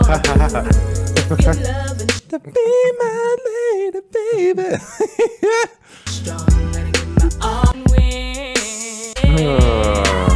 That was worth the build up, to be honest. Yeah, no, it's just the chord progression and like the vocal melody during like the chorus sounded a little similar. It was cool though. It was cool. It was, and it's nothing specific to RAUL. Like dozens of fucking songs, like, you know, run a similar chord progression. It's whatever. It's like every single time I hear that fucking chord progression, there's probably songs even before My Boo from Ghost Town DJs that that use that chord progression, or a similar chord progression. But for whatever reason, that is the song that my mind goes to whenever I hear that. But with that being said, and this isn't even the first time, like in a stream where I've been like, hey guys, let's just fucking listen to Ghost Town DJs. but with that track, like, you know, I don't have a lot to add outside of like some very obvious stuff. Like, I thought the beat had a great groove to it. The chorus was there. The structure was there. You know, really what I was not crazy about were the vocals, and not that I thought the singing was bad. I just thought that the way the vocals were manipulated and the way they were layered and the way they were mixed in such a way where they were sopping up so much real estate in the mix and like almost like kind of smothering everything else around them with the abundant effects that were thrown on them was a little much and was kind of like overtaking everything. And at some points would almost get in the way of the groove and in the way of the synth bits. And the mix generally, some parts of, you know, the instrumentation sounded a little pitchy, a little difficult on the ears, and generally like the way it was mixed, it was just very sloshy. It was very sloshy. Everything was kind of like bleeding together in a way where it was kind of difficult to pull it apart and parse it out. And certainly there are very psychedelic tracks that, you know, are quite sloshy and, you know, do have a lot of sound bleed from piece, you know, from instrument to instrument. But I felt like in this particular instance, especially for a track that's supposed to have like such a strong groove to it, it was a little overkill. It was a tad bit overkill. It was a little over the top. I think like the mix and the placement of the instrumentation and the use of effects could be a bit cleaner. I think we could have a cleaner presentation here and we'd have a stronger, you know, listening experience as a result of it. But with that being said, like, you know, the chord progression was there, the tune was there, the structure was there, the chorus was there, the groove was there. There were a lot of good things there. You know, I just think the sound of it overall could use like some cleaning up on the presentation side. I lost all my train of thought when you played that song. I can't lie to you. Ghost Town DJ. That's the effect. That's the effect that has. I'm sorry about that. I won't, that's probably is the highest compliment that you could get during this stream, because that song trended for how long, and it's just so good on so many different levels. I enjoyed the song. For some reason, maybe more so in the beginning, it reminded me of Foster the People.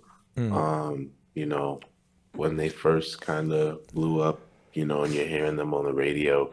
And even maybe their second album that I'm blanking on the name, but they have that song, Coming of Age on there. If the vocals were a little bit tighter, like you said, maybe it could be something in that vein or, you know, that quality and, I guess level, really a classic, honestly. I think he has a very, you know, I think the sound is very unique and it could be used in a lot of different contexts. But just certain things need to be a little bit sharper about it. Pretty much the vocals, really, and that's about it. Okay, well, Raul, thank you for coming through and offering your song up here on the chopping block. We appreciate your bravery for reviewing your music.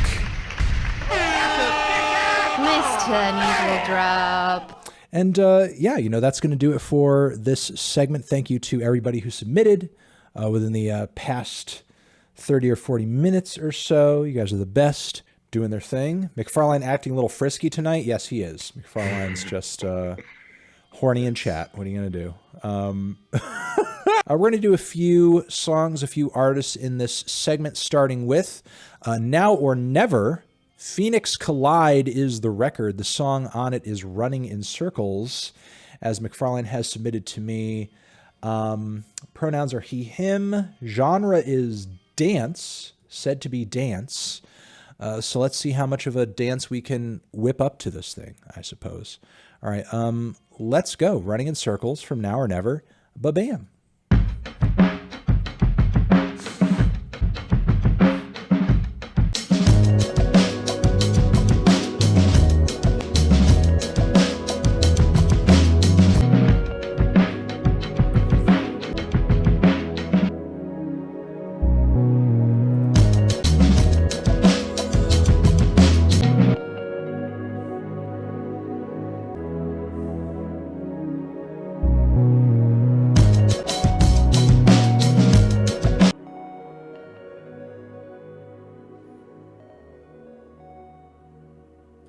Okay, Now or Never.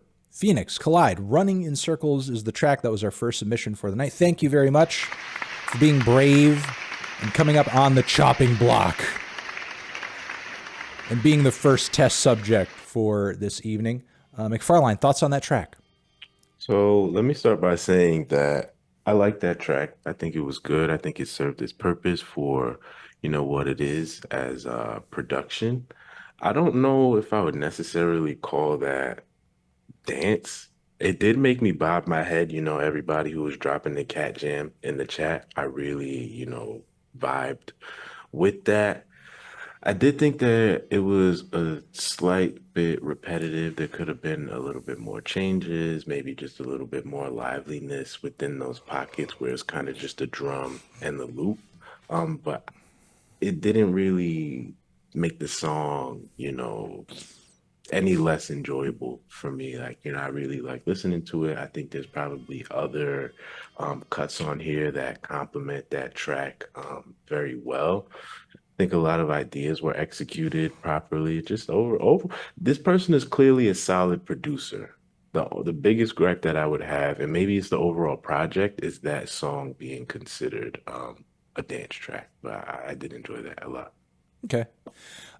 My thoughts on this track is, again, like you said, solid production. I liked the textures coming off the dusty drums. I love those really glossy synthesizers. Everything about it was like really chill and serene and mesmerizing. Also, get me that next submission when you get a chance. Everything was really well EQ'd and balanced and pretty and hypnotic. Like the textures were great. The sensations coming off of it were groovy and vibey. It was nice.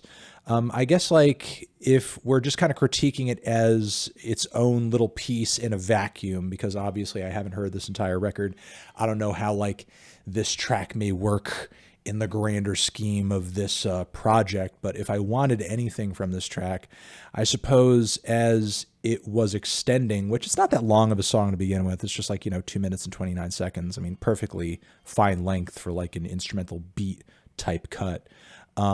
Which I think also had maybe a little bit of down tempo vibes coming off of it, which is pretty cool. Like very lo-fi hip hop, very bedroom beats, very down tempo. Like, there's a lot of stuff in this vein, and there's a lot of fantastic music in these lanes that have been made over the years. So, this is definitely like, an admirable direction to head in artistically that a lot of artists have put out great stuff within over the years. But, I guess as this song progressed, I was hoping for not necessarily super bold changes, as this style of music tends to be very vibey and repetitive, but at least like some more layers. You know what I mean? Like as the beat continued, maybe another synth patch, maybe a very light, very sweet little guitar line, something, just something to throw on top. Just like an extra melody or some embellishments or some intervals or something, just to add a little bit more flavor as the track was progressing. But, everything that was here was pretty. It was skeletal. It ran a little thin, and I suppose it ended when it needed to, if all the sounds here were all that it was going to provide. But if it continued on past this point, I would love to hear like some more layers, some more, melody, some more touches, some more something. So those are my thoughts. Those are my thoughts on it. It was, pretty while it was on, but it didn't really have like that wow factor that would probably make it stick with me. You know what I mean? But maybe that could come through if there were more layers or something like that. I agree with that. There being more layers, just some type of switch or, more textures. If, like you said, this is a very popular genre of music because it's not like overly difficult to make, but you can be extremely creative with it. Sure. And I feel like this particular song is a song that would kind of bubble to the top within this genre. So, you could stick with that kind of idea, but just be more, I guess, experimental with it. Make it stick with the person and their ear as they're going along. But again, it could be within the whole context of the project as well. Sure. All right, well, those are some thoughts on the track. Thank you very much for coming through with it and sharing. And, again, being our first of the evening, the first brave soul of the evening. Yeah, I think that was a great start. Shout out to that person. All right. Do you have the next one now? Yeah, I sent you one already. I don't know if I heard the little swoosh go through. Okay, yeah, it said it just delivered. Yeah. Should be Sugar Bop. No, I'm getting to hopefully. Okay, so here's our next submission for the evening. Fantastic. Twitch username is Sugar Bop. Artist name Soft Dom. Ooh, Soft Dom is the artist name. That's a little kinky. Pronouns are she, they. Time Blow is the song. Genre is Indian alt. Let's give it a spin, shall we? Ba-bam.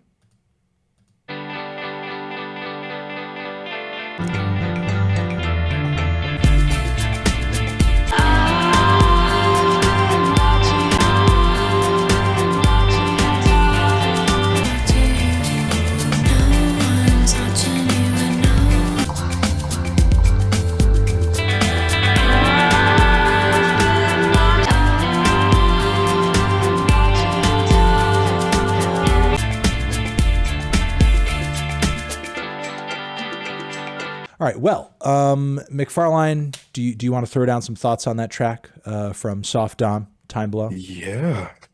I got a little skeptical when I saw the 4 minutes pop up on the screen, but it did everything it needed to for being a song that's 4 minutes long, right?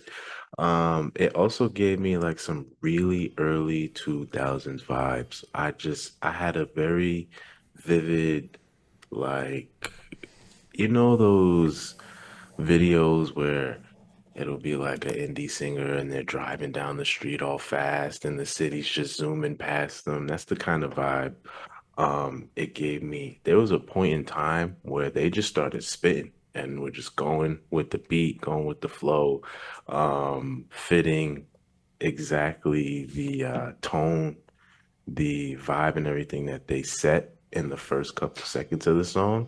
And I was just really just hoping that it was going to be able to keep me engaged and intrigued as it went on for 4 minutes. And it did. Good job. This is one of those songs that, dare I say, is kind of perfect for reviewing your music and is really, again, one of the reasons why I love doing these segments, Well, it's a high compliment from McFarlane, I'd say. Very high compliment. Me, however, I'm gonna shit on it. No, I'm damn. kidding. I'm kidding. I'm not gonna shit on it. I don't have too many negative things to say about it. I'm gonna throw down some positive things. I mean, I'm liking the way different sounds and genres are kind of coalescing on this one, like those springy Anco guitars, like at the front end, and then you have like those alt dance beats that are a little dry, yes, but that groove feels like very 90s to me that the drums are playing, at least on the front end of the track. A lot of soaring dream pop vocals, and then to sort of like make it come together, you have all of these psychedelic washes of effects. I think like kind of condenses everything in a really nice way and makes all these various influences and sounds kind of just make sense in this sort of wishy-washy ocean of pop psychedelic dance bliss that's being presented in front of us. The vocal line on the A part of the track, like from the intro on, I was not crazy about when I first heard it. Like, obviously the vocals were soaring, they were popping out of the mix and everything, but the melody wasn't exactly wowing me or anything. I think I was a lot more into that passage that you were just talking about, where you almost had that like very low key, almost like ASMR style whispered rapping, where there was like more of a rhythmic component to the vocals. Na, na, na, na, na, na, na, like that kind of really stuck out to me quite a bit.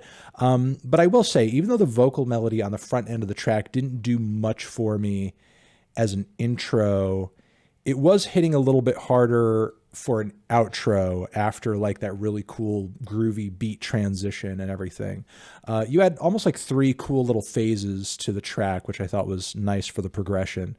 It didn't hit like a traditionally structured pop song, but it always felt like it was changing and doing something interesting. It felt engaging like a pop song, even though it wasn't like, sort of like parsed out in the most plain and obvious way that most pop songs are.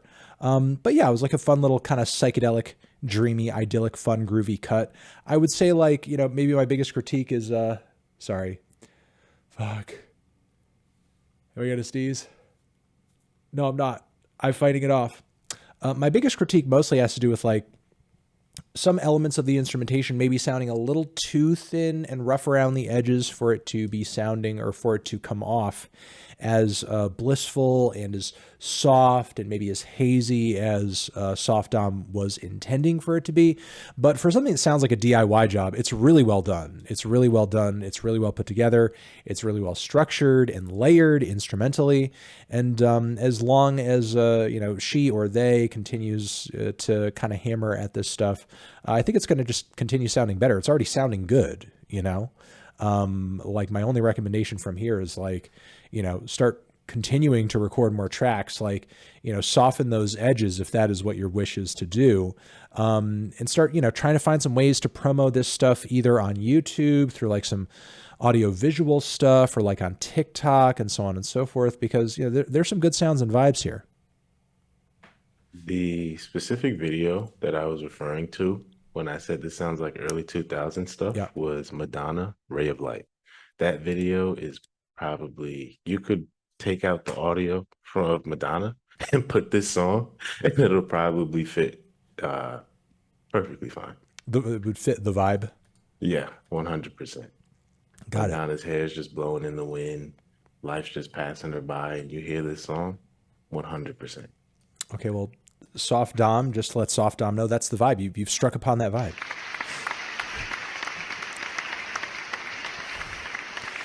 Thank you very much to Soft Dom for submitting.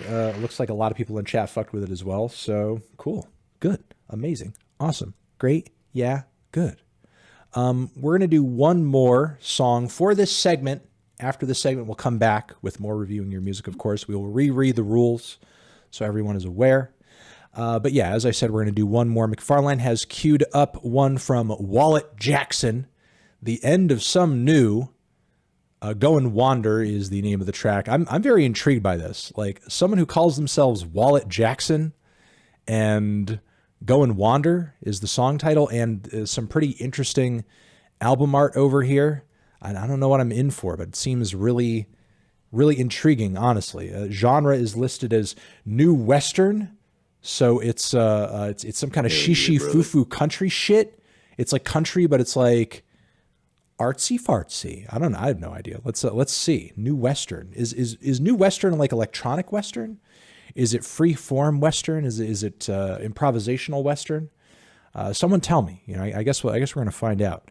Here's Wallet Jackson with Go and Wander. Riding places, kissing faces, winning races, up and down the only street where we putting 12s in the Jimmy, back road walker, country fried talker, getting treats, BFGs and BFE. If a gentle breeze and simple me decide where I ought to be, she. 12s in the Jimmy, BFGs and BFE.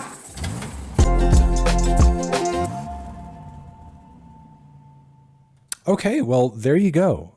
Who in chat after this can call themselves a Wallet Jackson fan? Yep. How many Wallet Jackson converts are there right now? Looks like we have 1,000 people watching this evening. How many Wallet Jackson stands have we just made this evening?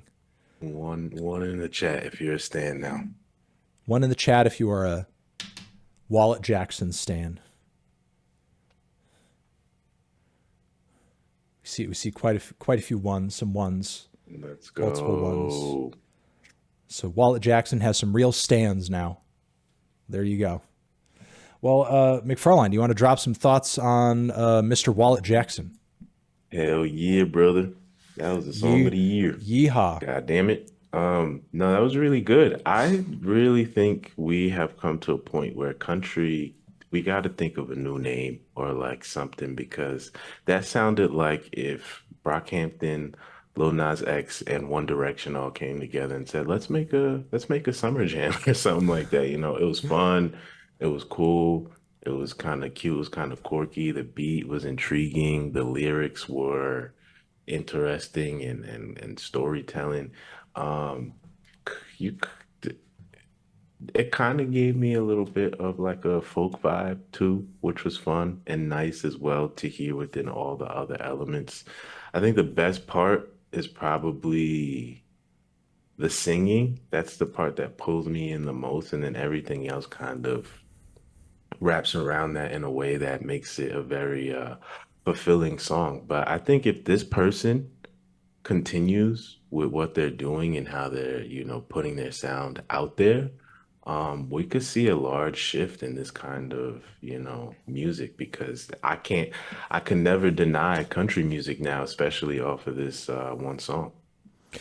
Yeah, I mean, I'm digging it too. I think like the new country label is kind of cute. I mean, maybe it's not as new as it would imply, but I'll let it slide because I mean, look, there's a fair amount of trap country out there and rap country fusions, especially in the wake of fucking, Old Town Road. But even before then, there were, examples.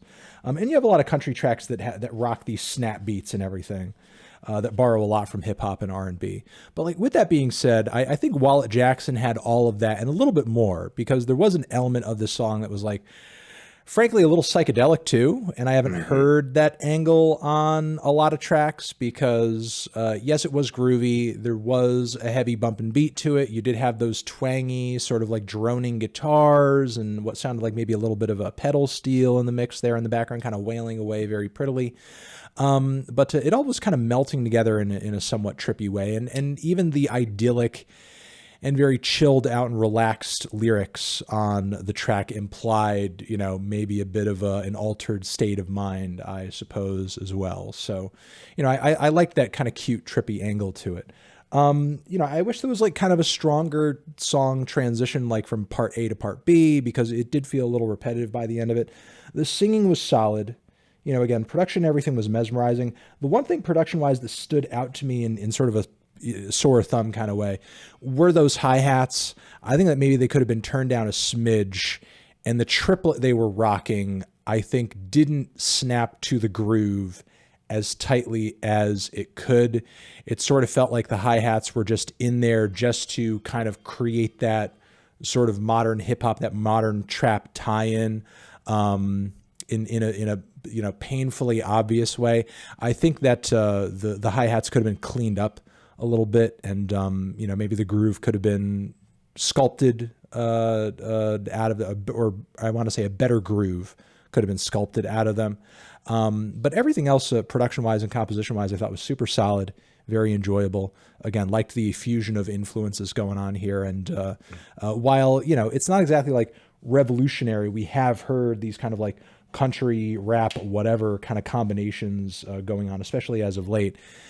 This is still like, pretty like, fertile ground for creativity and new ideas and for like, opportunities to create these interesting little cultural crossovers between different types of music fans. You know what I mean?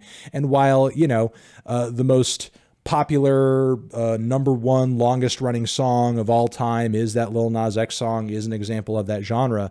I think potentially we have just like, we're yet to begin to see like the full potential of artists who are, running with this style if they continue to push it. So hopefully guys like Wallet Jackson do exactly that. That's all I can say. Yeah, I would love to hear this person's voice in another context as well. I think their voice was particularly very strong. So maybe something more stripped back to see that part of their talent shine. Could even put more stain on what they're doing with songs like this if they take a step back from that production and just kind of show like, hey, I'm talented, I could sing, I know how to write. You may also like that in the more upbeat, more experimental context. So yeah, Wallet Jackson is dope in my book. Well, thank you, Wallet Jackson, for submitting. Appreciate you greatly. A lot of people in chat are now fans. Yeah, that song's Make stuck sure in my head. Make sure to look up all the artists who we played tonight if you're digging any of their stuff. Stream their music for yourselves. Support them yourselves. If you're watching on YouTube, everybody who we talked about in this segment, linked down below so you can check out their music too.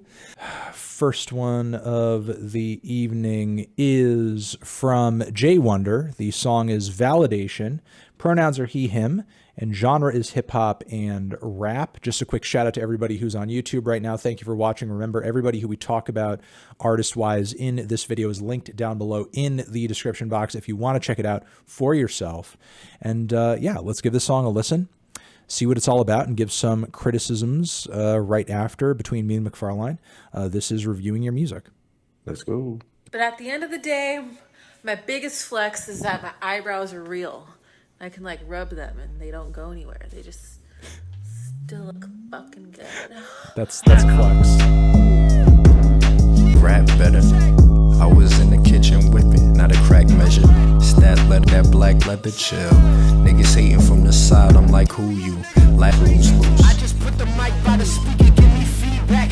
I just put cause I heat tracks and speak facts with my seat back. OG, kick game to him like I OG.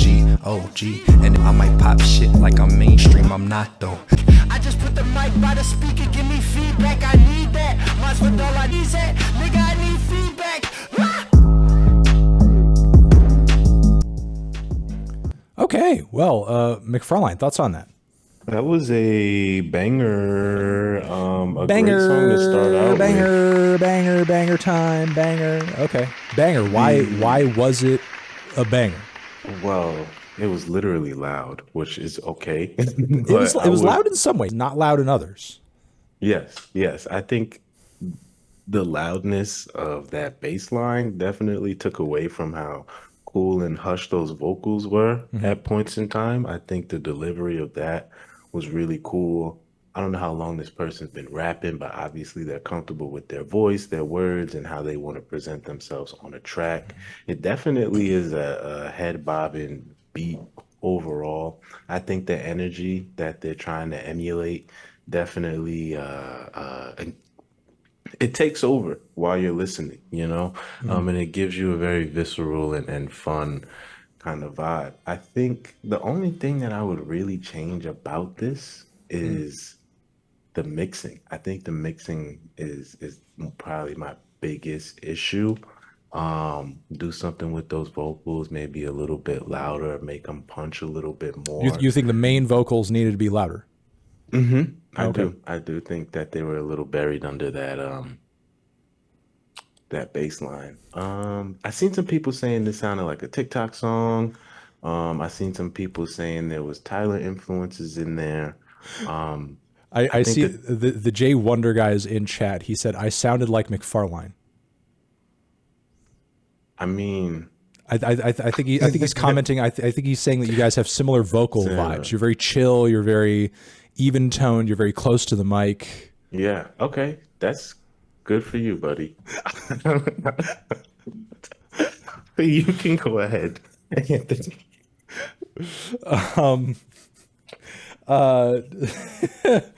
So I mean, you know, I loved those huge hits of 808s too. They were fat, they were heavy, they were obviously very loud. But obviously with them being in the bass frequency, they made so much room for the vocals so that the vocals didn't really need to be all that loud, because, you know, everything that was more in the treble, be it some of those vocal sample bits that I think I heard and like those sirens, like those are pretty soft. Those are very in the background in order to make room for those vocals. Like the rhythms weren't even that heavy in the track. You know what I mean? Like I think the beat could have used maybe a bit of a, you know, a punch up, because it like really like it was that 808 that just like dominated everything. But you know, I actually liked the placement of the vocals. I thought the vocals sounded really solid, really close, really intimately mic'd, you know, really in your fucking ear. But the rapping was smooth. The delivery was monotone in such a way where, you know, I love this kind of delivery. I love this kind of style for maybe a song or two. For an entire album, it usually gets a little tiresome. It's very rare that I run across a rapper whose like wordplay is so fucking next level that I don't even fucking care if every single one of their songs is rapped in a whisper, because I'm just like hanging on their every word. I wouldn't necessarily say Jay Wonder is that rapper, though there was some good wordplay on here, like some bars that stood out to me, especially one of those last ones. Invalidate Me but your February 31st, obviously, you know, it's not a February 31st. Bars. And one of many good bars on the track. There wasn't like a lot of good wordplay across the track, which honestly, it's like, that's kind of what you exactly want and expect from a rapper who's going to be this fucking low key on a song and this fucking, you know, purposefully low energy. Like, okay, if you're gonna be coming at the mic like this, you had better be saying fucking something, you know, witty. It doesn't need to be like, you know, the most meaningful thing I've ever heard, but it better be, you know, clever in some way. And Jay Wonder definitely had like the bars to justify, like, you know, the very kind of, you know, under delivered tonality that he had on the microphone. You know, the one thing that I wasn't really crazy about was just, you know, the chorus, it kind of transitioned very uneventfully into like that distorted vocal passage, which did bring like a slightly nice change up. You know, it was kind of hype. It was a little more energetic than the verses were. It was a bit of a contrast, but, you know, honestly, like I struggle to really like think back and, you know, that chorus just didn't really stick with me, honestly. Like, you know, it was kind of the same beat portion underneath it. And, you know, I can vaguely remember the flow in my mind, but like a lot of what was kind of being thrown out there just did not really, you know, stick with me all that hard. The verses were more memorable than the choruses, in my opinion. The choruses felt more like a placeholder than anything. But outside of that, like the rapping, the delivery, the wordplay, the production, the beat, that bass, there were a lot of things about this track that I liked and I thought were really good. Absolutely. I agree with you, Anthony. Absolutely. Thank you very much. Thank you. And thank you to Jay Wonder for submitting this track, obviously. Great way to start this all right. Very, very good way to start this reviewing your music for sure. Red, yellow, magenta. All right. Next submission that we have over here that McFarlane has brought to me comes by way of Jordan Only. Artist name Jordan Only, he, him pronouns, song title Days Are Gone, genre alternative. All right, let's give it a spin. Let's give it a listen, see what it's got. Ba-bam.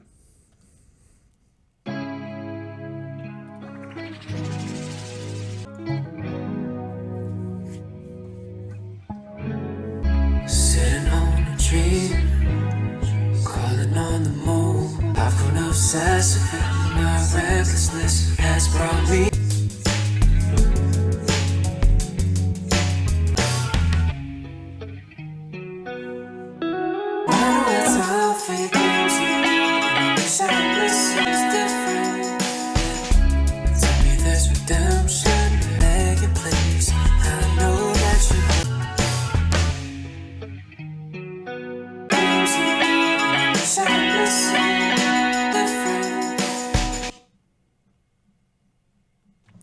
Was that? Oh, okay. All right. Well, there you go. I was still writing. I was still writing down notes.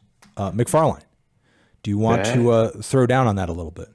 That was some hot stuff right there. I liked the guitars a lot. I liked the vocals a lot. That was just some good alternative R&B. To be quite honest with you, I know y'all can't see me, but Jordan Only made me do the stink face because I was definitely getting hyped to that song just a little bit.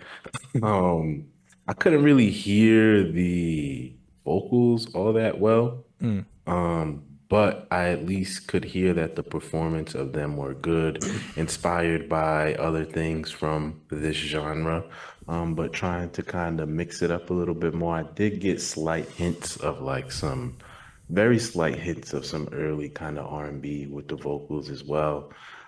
Somebody said the guitar was a little bit too loud. I do agree with that at certain points, but I do think overall it was very well played, nice rhythms. I think my biggest dislike is not being able to hear the voice too clearly. Yeah, I mean, to your point, I think a lot of my biggest issues with the track overall have to do with like the placement and volume of a lot of things. The guitar,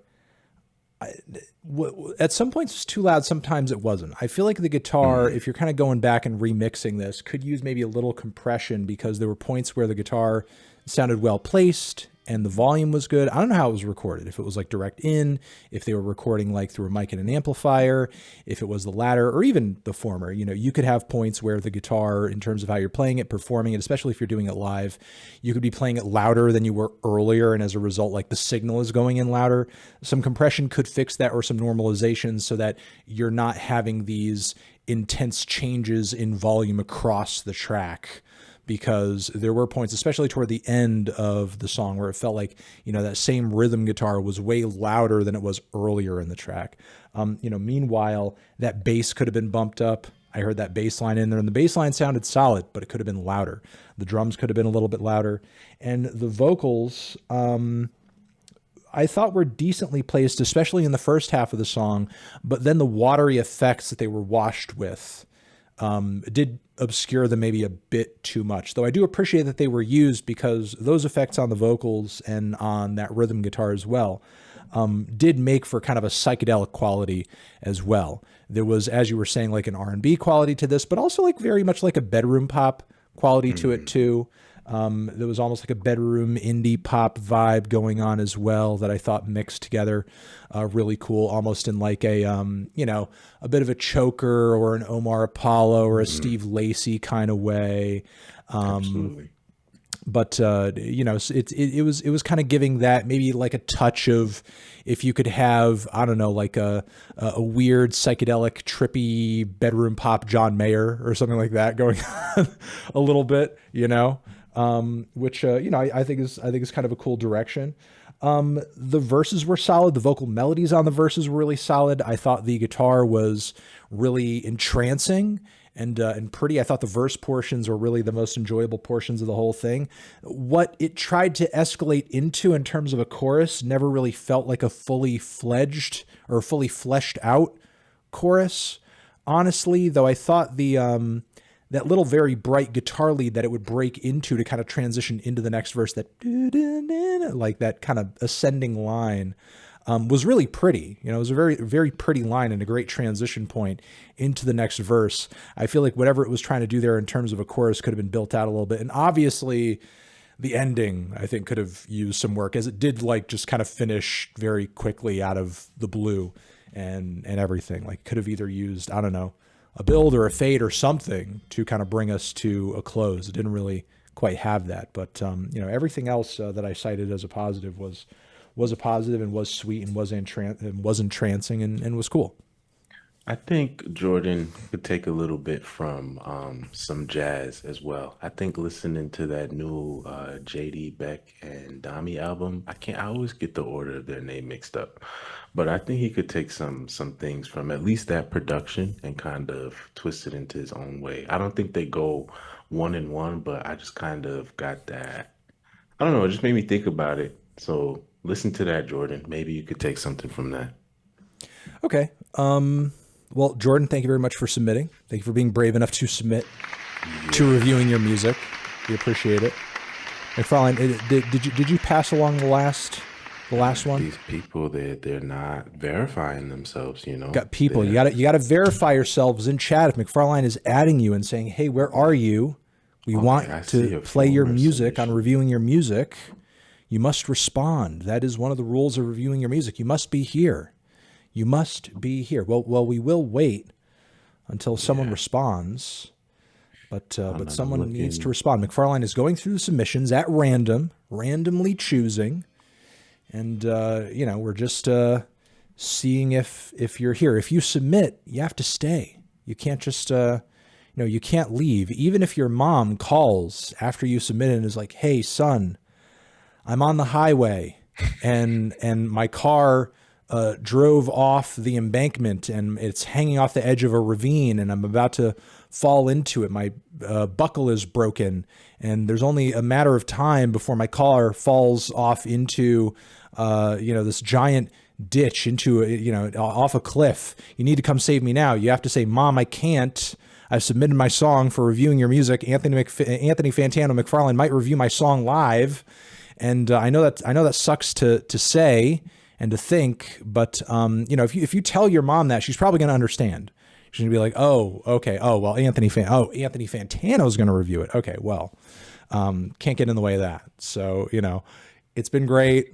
I loved raising you. You've been a good son. You've been a good son or daughter or or non-binary child of mine who I love dearly. I support you in all your musical endeavors, and I cannot wait to be watching that Fantana review from heaven. As you know, I'm going to end up there. So if you tell your mom there, conversations go. If you tell your mom that, she'll understand. Okay, so just saying. I'm just saying. Apparently, the last person that I threw in chat is now here. Okay, so then do that. That's fine. That's fine. I'm gonna This person says Jesus Christ Fantano. Well, I mean, your mom will be seeing Jesus Christ in the afterlife. Yeah. After the car goes off into the ravine. You weren't going to make it in time anyway, to stop the car from falling into the ravine. You know what I mean? You might as well just stay here and see if your name gets picked for reviewing your music. The better question is, why did they call you and not like the ambulance or something? Right, exactly. Bad move. Should have called the fire department first. Fire department first. All right, that submission is coming through now. I'm going to say this once, and I'm going to say it one time only. Stay in the chat, please. Okay. That should... Yeah, okay, cool. That submission just came through. Yep. All right, let's see. So sorry for the dark humor there, guys. But don't apologize. That was funny. But that's actually dark humor, though. It's not like the weird, like cringy, edgy shit that most people try to like pass off as dark humor, and it's really just like their shitty opinion. No, that was well crafted. Like skipping saving your mom's life in order to have your song reviewed on reviewing your music is actually funny dark humor. All right, let's continue on to our next submission here. Artist name is Cello. Pronouns are he, him, old dogs, featuring Anthony Marino, which is as you guys will learn, my musical pseudonym. I thought that I could be slick and get this song through to you and maybe get an opinion of, my own artistic endeavors from you guys by calling myself Anthony Marino. But I know that you guys will end up finding me out by the end of this, so I just will call myself out now. But yeah, song is Old Dogs and genre is pop. I'm being sarcastic, please. Let's give the song a listen and see what it's got to offer. Get me in trouble. Ba-bam. My stars, the way you kiss bricks that I throw at cars, and lovers accosted, not very smart. Every man is a world apart. Respectfully, I just can't find split my fun. It's so dark, I've seen the sun. In the back calls out my name. Back calls out my name. Okay, McFarlane. Thoughts on that, please? That was a very, very unique track. I'm about to throw a lot of comparisons out. That piano riff that was throughout the whole thing was very reminiscent of Childish Gambino's "What Kind of Love." I don't know if you've ever heard that song. You mean the guitar arpeggio, the boo boo? So yeah, yeah, that little like almost exactly the same. To be really quite honest, yeah. Okay. My bad on the wrong instrumentation. Oh, don't worry about it. I just wanted to be clear about what you were talking about.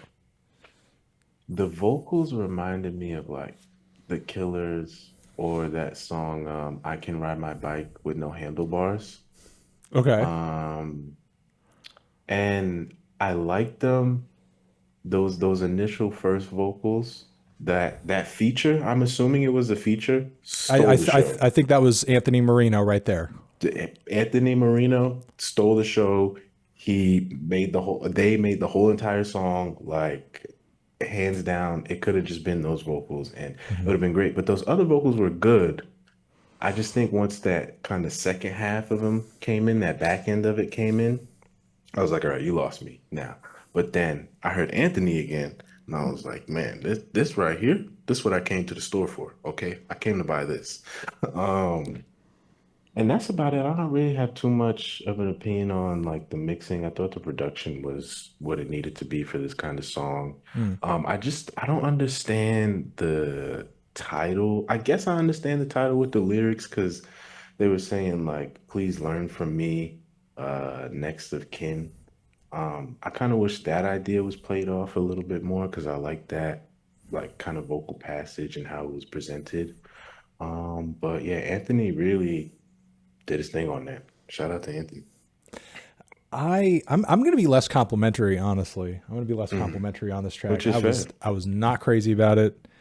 I did not really enjoy it. I appreciate that maybe you were picking up like some interesting lyrical notes there. The way it sounded was like distracting me so much. I couldn't even really enjoy maybe what it was kind of getting at lyrically.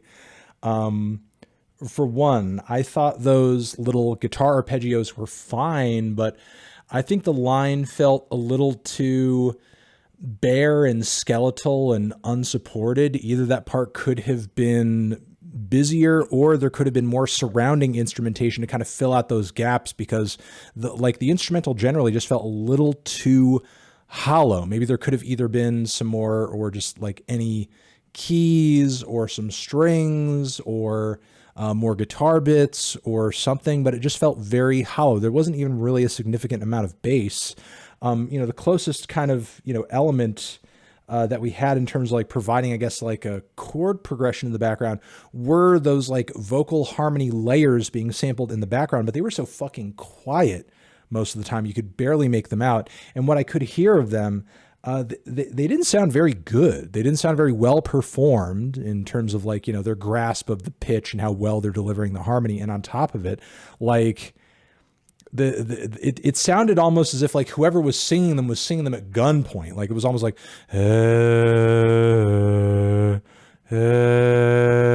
like I feel like you want a little bit more out of your background vocals than just merely. I don't want to interrupt you. Yeah, go on. But I want to understand. You're talking about Anthony, or you're talking about no, not Anthony. There were very faint, very quiet.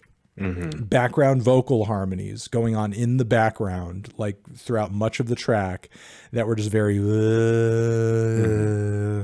and they just like sounded kind of dreadful, honestly. Like they did not sound good. Like I think the chord progression they were playing was nice and complemented the track, but they could have been delivered far better. I will back up what you said in terms of like Anthony really kind of being the beacon of light in the track, because when Anthony's vocals came through, while they came off kind of young and boyish and didn't necessarily have the most presence in the world, the vocal lines were hitting. It was passionate. It was like the hook stood out, and it was like quite sweet, quite bittersweet, I would say, and matched the kind of like catchy but also melancholy vibe of the track. But then the last thing I have to say are just like the lead vocals, the main vocals, the verses vocals, this kind of like rapped sung delivery that we have here, which I was not crazy about. Like, there's all sorts of like rap sung fusions that I think are pretty cool and unique. And, given that it's something that's still like being kind of pushed and explored today, we're hearing kind of new deliveries and styles all the time. I would back up what you're saying in terms of like, this sounded unique, but maybe not necessarily in a way that I'm crazy about. Like to me, this guy kind of sounded like an unhinged lounge singer, like there was almost like a kind of manic quality to his singing. And he had this really aggressive vibrato to his voice. He sounded almost like a magician character in a movie, or some kind of like, oddball in a movie that takes place during like the Art Deco years, like the 1930s or some shit like that. I wasn't crazy about it myself, but it was unique. It was, maybe it's something that could be worked on more. You know what I mean? Like, absolutely. I think it could be explored more potentially, but like, was I crazy about it? Did it drive me nuts? Not necessarily, like obviously he was putting a lot of heart into it and a lot of like energy into it, but maybe it could use like some refining or practice or whatever. But, creating any kind of art is a process of trial and error. You know what I mean? You have to make tracks and then go back and listen to them and hear what you could have done better and hear what you can improve on with every single song and every single project that you do, and then just move on and just pick up the broken pieces and just move on and do the other thing. And, you know, look, I was not crazy about it. There were parts of it that obviously McFarlane fucked with heavy. There are people in chat who are saying like, well, I liked it. Well, that's good. You know, that you're entitled to like it. You don't have to fucking agree with me. You don't, you know? And you know, hopefully the egg guy is enjoying some of the positivity that's coming up in chat. And, you know, I don't necessarily mean my negativity here to be, you know, I'm not telling Cello here to like, don't you dare fucking record another song again. Like, obviously, like, you have more guts and balls than tons. You know, for every one person who's actually submitting their music, there's probably like dozens of others who are watching this stream right now. There's 900 people here. We don't have 900 submissions in chat.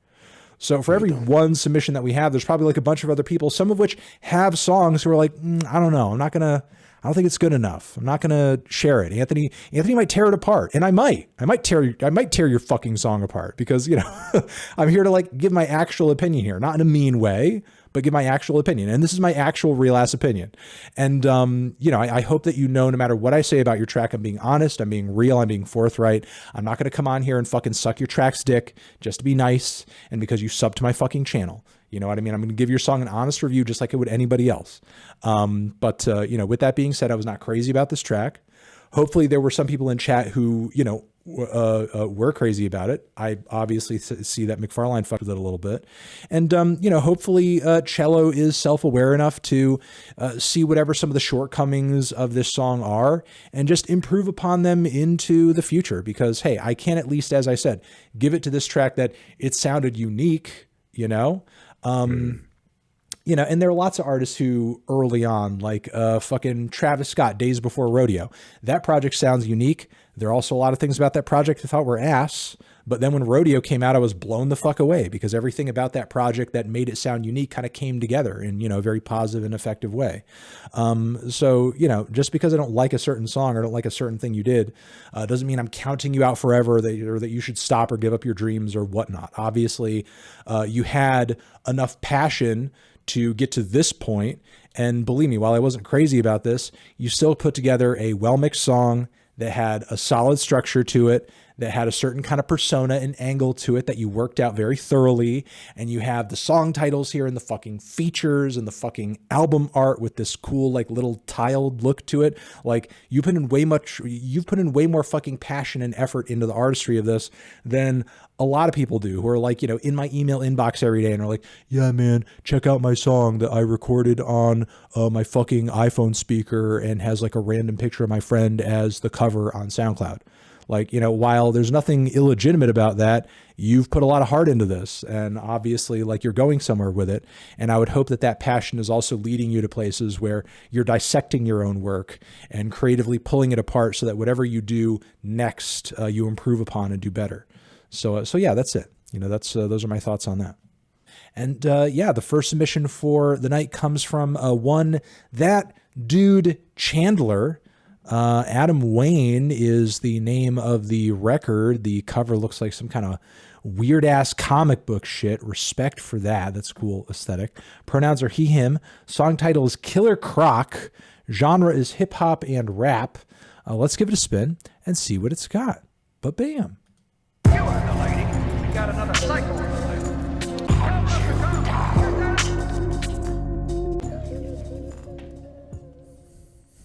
Take a couple places that they don't wanna go. I bet I could take a couple places that they don't wanna go. I've been having think you are, you pacemaking, relay racing, soft shit trying to make who I'm gonna be, but that don't make the lesson. Okay, let's put it in. We been evil heroes in zero. Adam Wayne to the rescue. Cause I could take a couple places that they don't wanna go.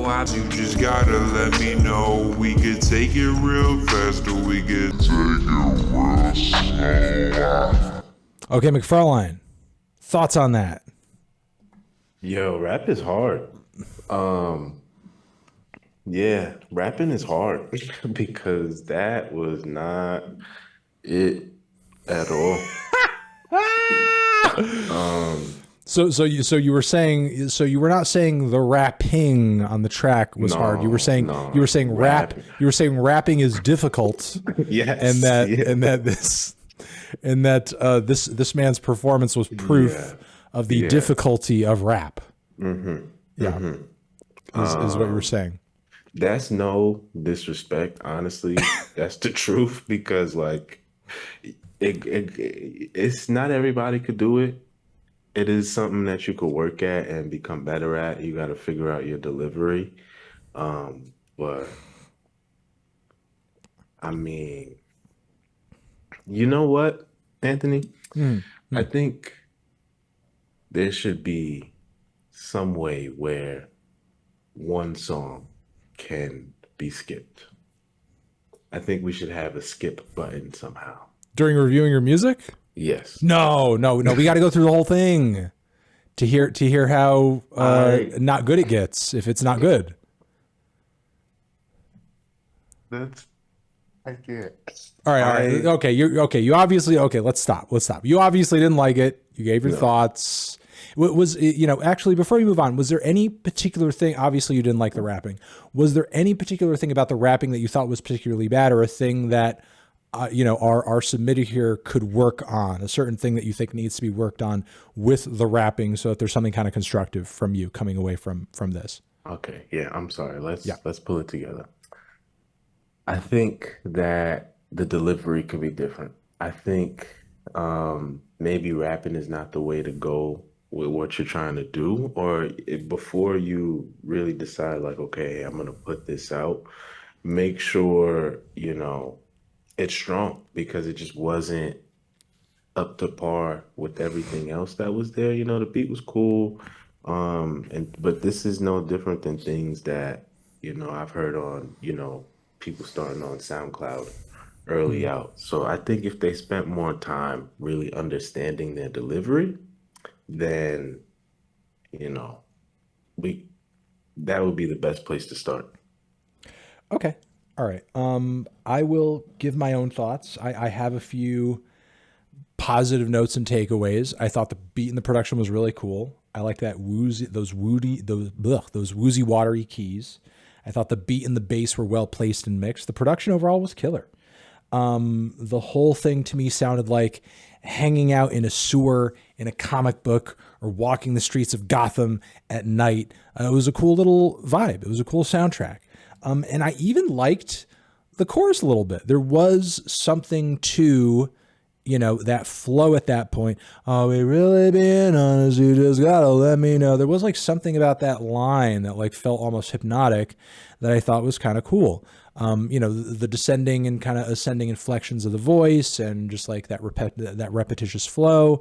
It was a solid hook, solid production, but to McFarlane's point, the rapping was really kind of the part that was clearly in need of the most work. That and maybe the ending, as that slow down portion I think lasted a little too long and felt maybe a little too much of like a cop-out, but the thing is, those verses were rapped very amateurishly.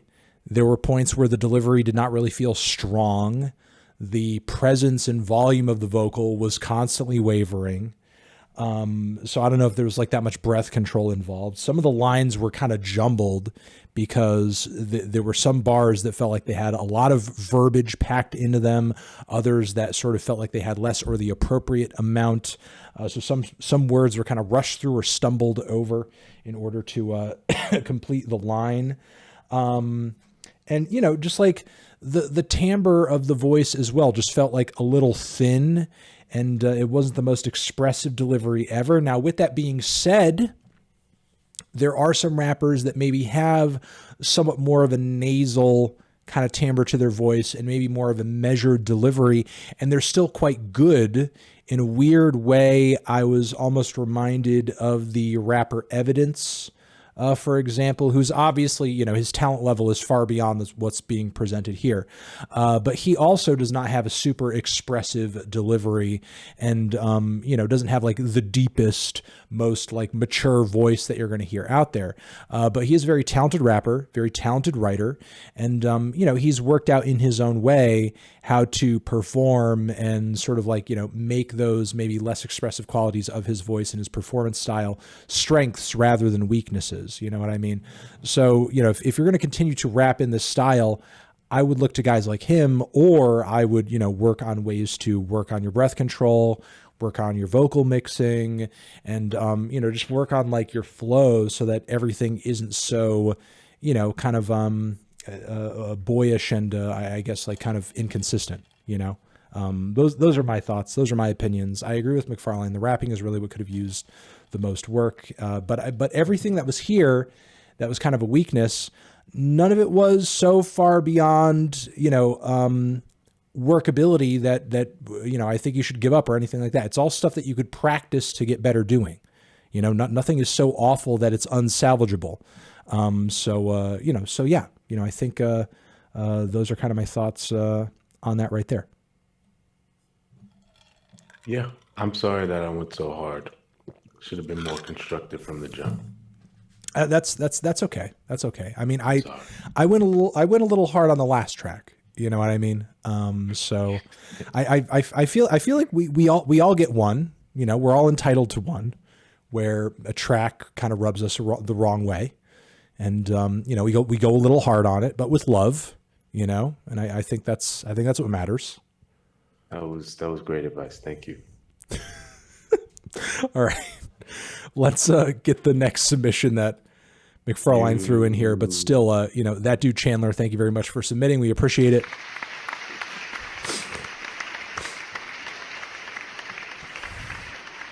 And this is good. The last couple of reviewing your music's like, a lot of the opinions and takeaways from tracks have been very, very positive. And that's not necessarily a bad thing, but it does give some people the impression that like, oh, we're just here to tell everybody that their music is the greatest thing that we've ever heard, which like is, that's not the point of this. The point is to give constructive criticism and give people ideas on things that they could do better with or improve. And that's the spirit, and that's the goal of this segment. So, that's what we're here to do. We're just having fun. It's all good fun. Yeah. All right. Well, the next one here that McFarlane has brought to my attention comes from one Tony Sundance. Pronouns are he, him. Song title, Face. Genre is bedroom pop. It's just 1:34. So let's give this quickie a spin and see what it's got to offer. Ba-bam. I think that just cut me. Cut the bullshit with the max, which is like me. Corvettes on your neck, I see headlights. How much for that new man with the same face that I had when I had? And I've been acting like the man with no mask on. Like a new man with your face on it. How much for that new man with the same? Hold on, was that? Let me listen to this part right here. Shut the kid in here, voices like a man. I'm a new man with your face on it. How much for that new man? McFarlane, is that you? Is that me? Is that you? Is that you right there? No, but I do hear. Play it again. The same face that I had when I had all of it. That's you, man. That's you right there. It does, yeah. I caught you. Oh, it does sound like me. What the heck? I caught you. It's not me, though. That's you on this track. Oh shoot. That's you on this track, bro. I caught you. You thought this was gonna get by me? Caught in 4K, I guess. That was you. Sorry, guys. Yeah, Tony Sundance. Well, I don't know. I don't know if you are Tony Sundance or if you're just friends with Tony Sundance. And Tony had you on the track. Street play. Somebody said they were shaking their ass to this. Yeah. So they were shaking their ass to it. Yes, they said I'm shaking my ass right now. All right, McFarlane, do you want to drop some thoughts on this? I liked it. This honestly sounds like something I would listen to in like middle school or something that you remember MTV U? Yeah. It sounds like something that I would find on there just from watching that. I would have to listen to it again to see what I would really want to critique, because to me, in a lot of ways, this is similar to the last song, just kind of a different genre and maybe a little bit more well executed and has some safety nets kind of because of the genre that it is. Mm. But there were some parts that did stand out, like the production, things like the album cover also kind of play into the song, giving you that psychedelic kind of dreamy vibe that they're obviously going for. I think the vocals were a lot of fun. And again, this song could be something that comes out today and it makes perfect sense, or it could be something that came out all those years ago and it kind of makes sense in that context as well. Um, I would like to see the trajectory of this person as they continue to make music. I agree with some of what you were saying there. I think the standout or the most positive thing that I could comment on for this track is really just the aesthetic and the sound play of it.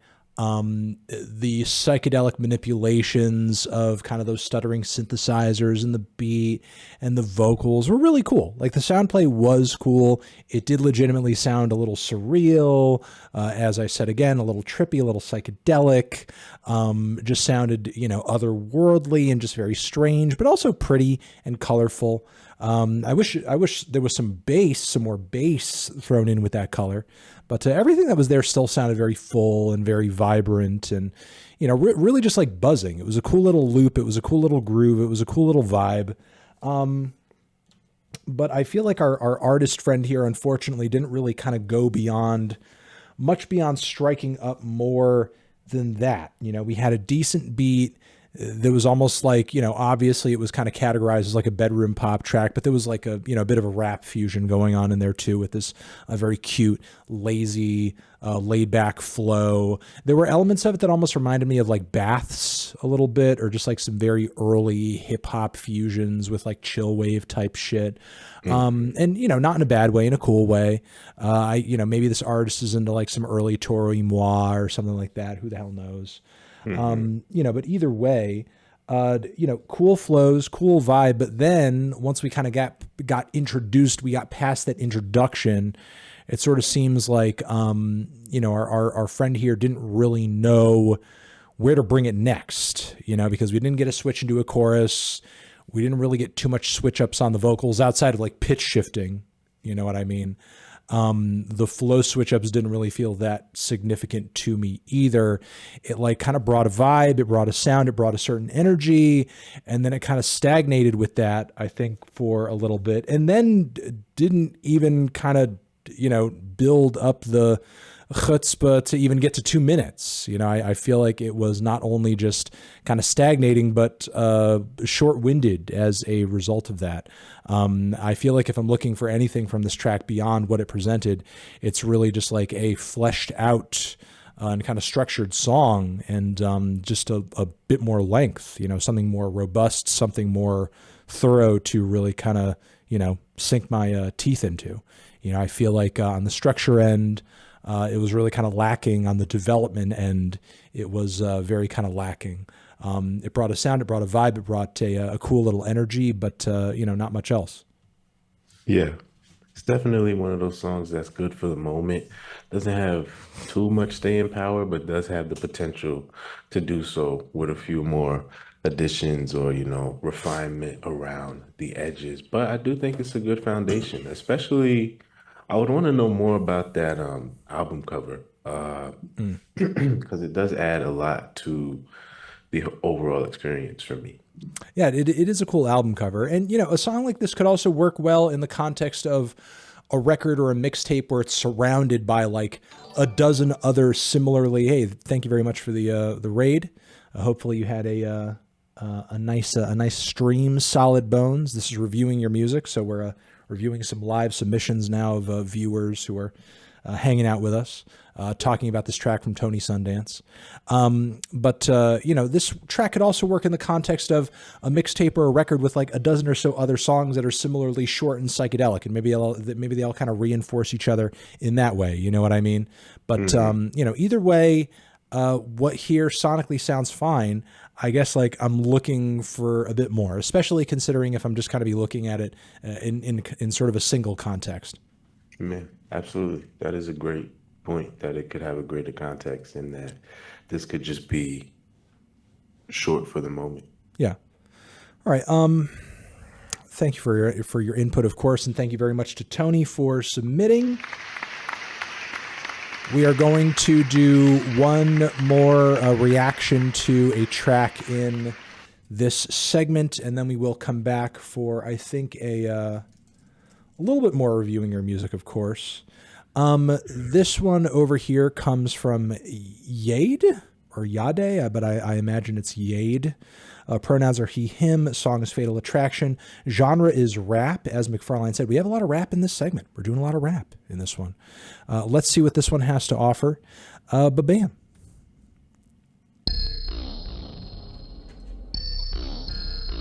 Now the race is not for the swift, only who can enjoy it. Failure is your just reward. There is a lesson you must learn. There with fire you must get burned. I was running from my problems. I was running from my problems. Running. Right, best believe it when I'm speaking, you gon' lose your mind to this. Who that ball with sensei in his chest? And he really unclean, gave me having with the running round and laps, I lost my mind up in this shit. Now I'm flying. All of the fittest and survive. Yo, is that a fake patois? Wow. All the bitches, like what the who was doing that? Was that the guy, or did he find that sample somewhere else? I think that was a sample. It's Drake. I hope so. It's Drake. All right, McFarlane, what were your thoughts on that? Jesus Christ. That was really good. That was definitely one of the standout You liked tracks it. of the night. I did like You it. loved it. Did you love it? I loved it. Wow. I personally think that this person, to be honest, may be a superstar, if I'm being honest with you. Superstar in the making. Yes, because first of all, that first sample to me sounded like a Yeezus outtake or something. I'm like, what is going on? And then he comes in with those vocals. That first verse with the speed rapping, I believe it, whatever that first verse was, I was not a fan of. But that chorus, that whole running, and then the second verse on the back end with that delivery, that cadence, that voice. I like the album cover again, or the single art. I think it was unique. I think it was different. I think it was a different approach to hip hop and rap. It kind of gave me, I've mentioned this before, but Injury Reserve's latest album, but a kind of a different take on that energy and style. Yeah, I really enjoyed that. All right, there wasn't anything on this song that to me didn't feel like it wasn't a reference point to something that was very clear to me, but it was all combined in a way that was wholly different from anything I've heard before. Like I'll say this, like, obviously I concur with, what you were saying, like the Yeezus comparison. There was definitely like an industrial hip hop Yeezus element there. There was an Injury Reserve element there. There was most definitely, especially during those like deeper vocal passages that were all layered up, like a Death Grips element there. I would say there was also a Viper element there, a Viper the rapper element there. I think our friend here listens to at least a little bit of Viper the rapper. And here's the last one I'll say, and this is key. Okay, this is maybe the most key of all of them. Okay, so all of those influences together, and then on top of that, I would say Yeet. I'm not even fucking around. I would say Yeet. Yeah. I would say Yeet. Can you clap it up for that one? Like, I think there was a bit of Yeet there. I think there was like a dash of Yeet energy going on there on that track. Like, and to be completely honest, and it works. And I like that our friend here has so many different vocal registers and deliveries across the track. So it's almost like he is his own feature 2 or 3 times, You do have those rap portions, then you have those deeper vocal registers, and then you have like whatever the fuck he's doing with like shoving the microphone in his mouth going, I'm running. It's like, which totally works as a hook, which totally works as a chorus. I'm running. Like, it works. And the beat is insane. Insane. And you do have like that insane bass, the huge rhythms, those strange like little effects and synth bits and everything going around everywhere. It's a weird fucking banger. It's weird. It's like legitimately fucking. See, here's the thing that like struck me about the song. It's that it's goofy as fuck. It is like the goofiest ass song that we've heard the entire night. But simultaneously, it's like legitimately insanely weird and creative, and you have to kind of like respect it, you know? Like it was even goofier than the songs that we were kind of like clowning on earlier, but somehow there are things so legitimately weird about it that you have to like respect it. So I don't know. But that's what makes it so interesting, I guess. I think you're right with that Yeet comparison, because there is that energy that for some reason only Yeet is really bringing to the table that is kind of emulated here. Yeah. But the problem with Yeet for me is there's just no clarity. All up in the mic.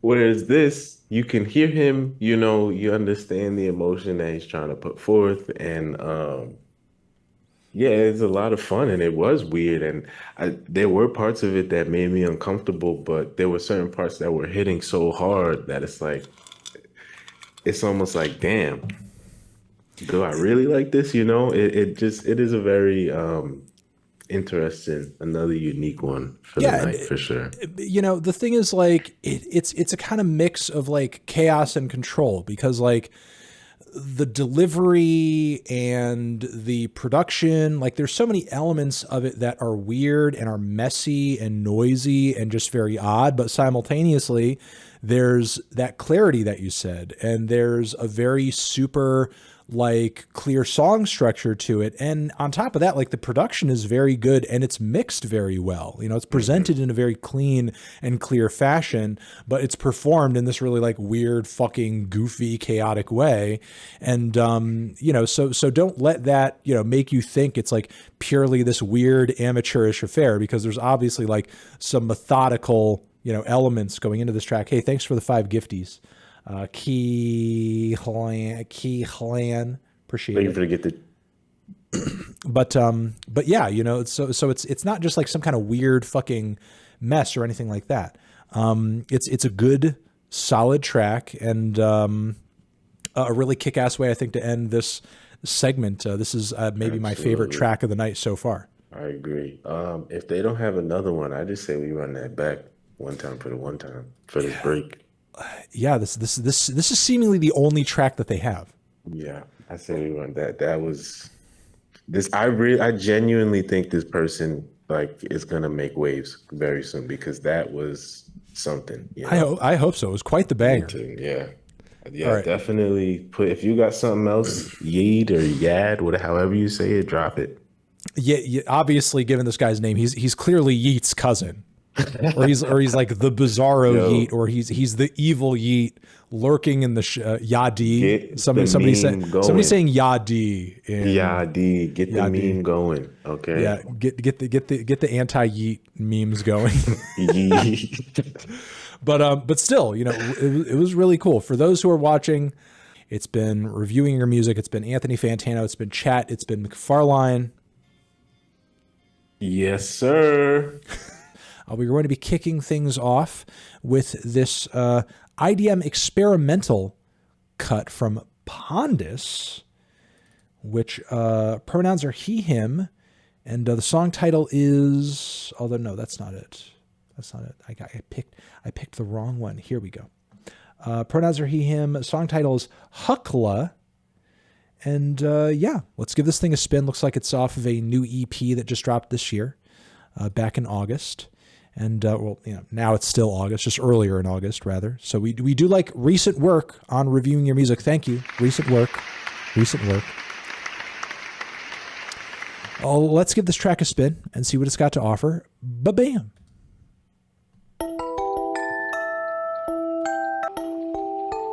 Oh, sorry. Hukla. It said Hukla.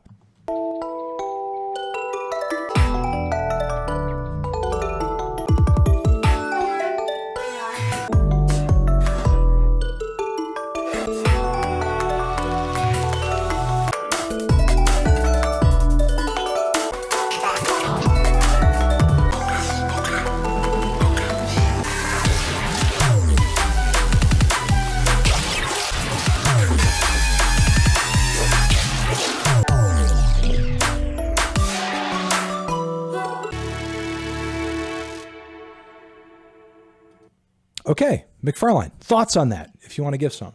Yeah, so I'm gonna start off with my criticisms on this one, right? Okay. I think it overstayed its welcome. Oh, wow. I think it was a little bit too long. Oh, boy. I think that the back end went a little bit too EDM for me, right? Okay. But I fucking love that track. Okay. That track was absolutely amazing. The first half seemed like something out of video game, something out of like the beginning of Kingdom Hearts. I could see somebody really spitting some unique bars over this. I think it's a great follow-up song to the one that was played beforehand. And this was like a banger. If you're like a DJ or something, you need to get this song like in your set ASAP because it'll get people moving and it just has a good vibe and groove, and the beat is very textured and ethereal and gripping. I'm just not like a huge EDM fan, so that back end definitely lost me. But leading up to there, 10 out of 10. Okay. My thoughts on it was that the production was very sound rich. It was very clean. It was very well mixed. It was very well executed and balanced. Stylistically, and everybody else has already said this in chat. Obviously, I'm going to highlight this considering that this is an artist I've reviewed multiple times and have reviewed very positively. And, there's a strong contingent of fans for this artist in my viewership, but like big, like Igloo Ghost vibes on this song. Like it's almost like indiscernible. I would say it's like, almost like hero worship as far as like how close to the Igloo Ghost blueprint that we're getting here in terms of like the arpeggios and the synth patches chosen, even the beats and the bass as well. Though I would say like the one thing that was kind of like missing as far as like that normal Igloo Ghost formula was those like bustling, completely indecipherable rhythms that I imagine you have to have some kind of like high level mathematics degree in order to be able to construct on your own. But the thing that did kind of, make Pondus stand out, and look, I don't know how the rest of the songs on this EP sound. It could be like a bunch of different, it could be a range of things, touched down on this EP. But the one thing that did kind of vary pretty strongly from that formula was the fact that, it did almost go into that like EDM style drop, which, I haven't really heard an EDM style drop in the context of something in this vein, in this style. And it wasn't done in like a typical like dubstep sense, but it did have like some heavier rhythmic passages, and that bass got super fucking aggressive. And, maybe if that's not your style, or if you see it within a certain context because of obviously what it's borrowing from, I get that. But at least like within a vacuum, it was a cool little super aggressive and distorted contrast from the very pretty and almost like mystical arpeggio passages that kind of built up until that point.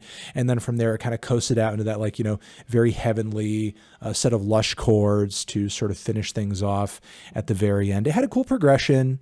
It told a bit of a story there. It sounded like something out of a video game, but something, very cinematic type of, title or something like that with a huge fucking budget behind it. As I'll say one more time, it did sound like Igloo Ghost worship, but easily hands down the best Igloo Ghost worship I've ever heard. Like the accuracy, with which this artist is kind of like pinned down that sound and that formula is actually kind of astonishing and a little bit scary. But yeah, I would say it's a solid track overall, maybe a little too derivative, but I mean, it's derivative of one of the most forward thinking electronic music producers of our time. So I guess if you're going to borrow from something, might as well be that. But yeah, those are my thoughts on the track. It was a pretty cool track overall. I think they took a lot of risk as well. I don't know if you heard those baby sounds in there. Yeah, there was some baby sounds thrown into the mix there. Yeah, and that's not easy to pull off. So the fact that it was in there and I enjoyed it a lot, things like that, really impressed me. Okay, all right. Well, there you go. Thank you very much, Pondus, for submitting and bringing that through. We're gonna move on to the next submission. that McFarlane has queued up for me. It comes from one Jaytea. The song is Videotape. Pronouns are he, him. Genre is lo-fi house. Okay, well, we're really going electronic in this segment. That's cool. That's great. I like that. Let's give this one a spin. Ba-bam.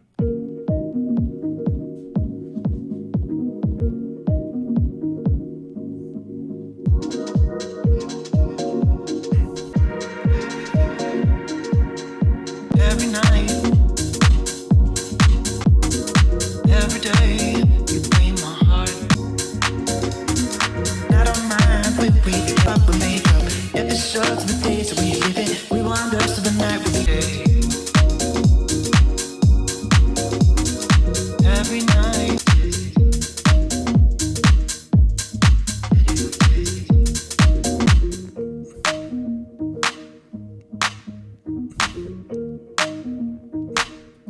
All right, McFarlane, thoughts on that? Yeah. Somebody in chat said, this is very well put together, perfect energy, perfect management, beautiful sound design, great groove, but it also sounds exactly like every Vogue good house track ever.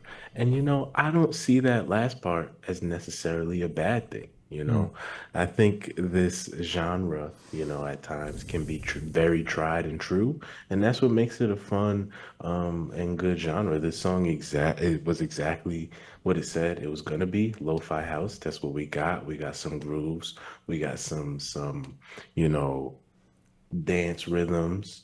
You could bob to it.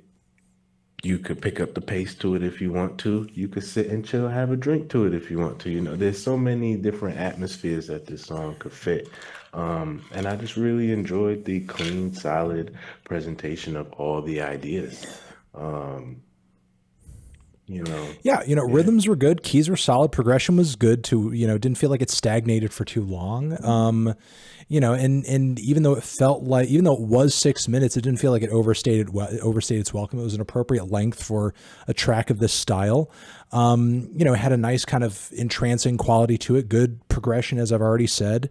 You know, and everything that you said there in that comment that person made in chat, which I also agree with, is absolutely true. You know, I guess like at the end of the day, it really kind of depends upon the ambition of the artist. You know what I mean? Like, do they want to have a song that is just vaguely good, or are they hoping to eventually like nail down a track that is better than vaguely good, that is stand out? You know what I mean? Because while the track is decently good, you know, is it enough to kind of like, I guess, compete against the potentially countless other house tracks out there that are about as decent as this one?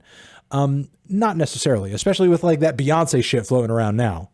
Not with that Beyonce, not with Beyonce in town, right. with Beyonce visiting Houseville. Like, you know, you got to kind of up your competition on the house front if you want anybody sort of like jumping on your house track. You know what I mean? Like, it was mild, it was pleasant, it was groovy. It was a little kind of nocturnal with that atmosphere kind of surrounding everything. It was nice on the ears. It was fine while it was on. Am I dying to go back to this track? Not necessarily, you know. But like the one thing that I think could use an improvement that would you know, make it go a little bit harder is that I just think like that vocal melody, that vocal line, while it is good, I thought the performance of it, or wherever you're kind of lifting that from, could have been stronger. You know, I thought that singing, that performance there was maybe a little bit too under-delivered. It was a little too polite. I think, you know, maybe something a bit bolder, a bit stronger as far as like a vocal sample, a vocal chop. Again, even with that vocal line, if it was original, would have made a stronger impression, you know. But outside of that, everything else sounded really clean, really groovy, really entrancing, quite nice. Yeah, for sure. It would totally fit in that context in like a bar and you're chilling and so on and so forth. But, you know, ultimately, if your ambitions are putting you in a place where you want to do something that stands out a bit more and, you know, has a bit more of a dominant feel, like I think the ante is going to need to be upped a little bit. But for what it is, it's fine. For what it is, it's fine. Definitely. I think I would put this on not maybe a playlist, but it would be in my rotation for a little while, maybe a Mhm. few months before I got kind of tired of it. Maybe there are some more highlight tracks on this little project. How many songs is it? 3 or It's like more than that? 6 on. It's like a whole little Yeah. EP, which is So yeah, I think this would be something that would stick around with me for a little bit. But yeah, I definitely agree with what you said. But I also think that there's nothing inherently wrong with taking that angle with this genre. All right. Well, my thoughts, chat's thoughts. We got it on this one. Thank you very much, JT, for submitting here. JT in the mix. We've got one more track in this segment, final track in this segment, final track for reviewing your music this evening. Just so everybody knows and is aware. This one comes from Juliana LaChance off of this record, Shine. Pronouns are she, her. Song title is End of Suffering. Genre is folk singer-songwriter. Let's give it a spin. Let's give it a listen. Again, End of Suffering. It's track 6 on this thing. If I scroll down a little bit, you can kind of see it. But yeah, this new project is out now. Seems to have come out this past April. It's on Astral Oak Records. Let's give it a spin and see what it's got. Ba-bam.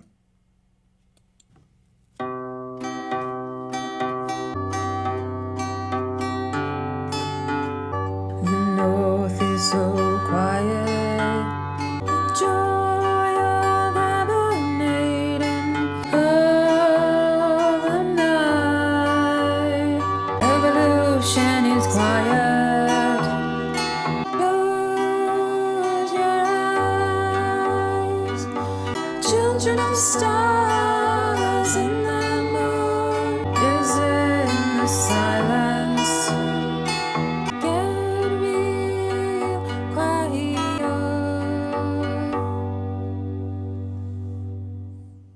Wow. What an outro for this segment. What a way to lead off. Yeah. McFarlane, thoughts on that? So for a while, I'm like, I'm kind of indifferent about this track, right? But then somebody said something about the vocals don't have to be perfectly performed because of what kind of song and kind of presentation it's going for, which then made me shift my whole perspective after seeing it that way. And it really reminded me of something like out of a coming of age movie. I don't know, something random like this guy just broke up with his girlfriend or something, and now he's going on a long drive, and this is the song that plays, like something real dramatic like that. Somebody said Juno, perfect movie that this song could go in. I like the lyrics. It was clearly telling a very detailed and vivid story. I do think at times the vocals were a little rough, but I also think with that being said, that's probably something that would make more sense in the context of the whole project, I feel like, because I feel like you don't really get everything that's happening unless you absorb this kind of in one whole sitting kind of thing, because it's very unique, it's very different, and folk is always something that you could really dive into if you give yourself the time. But I could definitely see this being in like a real nice indie movie, I, as well, like really liked the kind of quaint folkisms of the track. There was something about the vocal delivery that reminded me almost of the Cranberries in a way, and I liked that a lot. I thought the chorus and the vocal harmonies were quite entrancing. There was maybe a bit of a balancing issue with some of the instrumentation that I would change up. Like I thought those strings kind of going on in the background could have been lifted up. I thought that guitar line could have been maybe brought down just a touch. And the vocals, I think, could have been buried a little bit more into all of that because everything on the mix is so dry and so raw. Maybe just something, maybe a bit more of a presentation that makes it feel fuller and thicker, but still, like the song was really pretty, really entrancing, very beautiful, very humble, very subtle, and very endearing as well.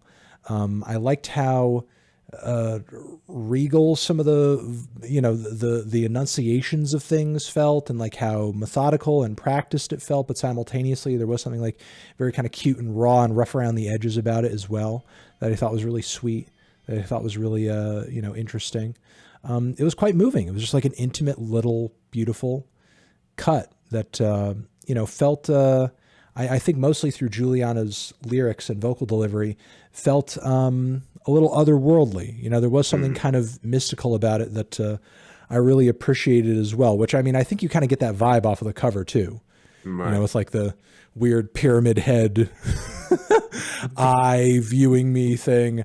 I'm like looking her up as well as you were kind of giving your criticisms. And apparently she's like an herbalist as well. So she's really like a jack of all trades. So if that's a thing that you're interested in, or that actually really is interesting. If you're knowledgeable in, like, Juliana has you kind of hooked up on that front as well. She knows her music and she also knows her herbs. She's got, spices. Yes. She's got like a lot of, and visual artists too. Yes. Thank you. We're not forgetting. We want to mention all the things that Juliana can do. Okay. We have all the things.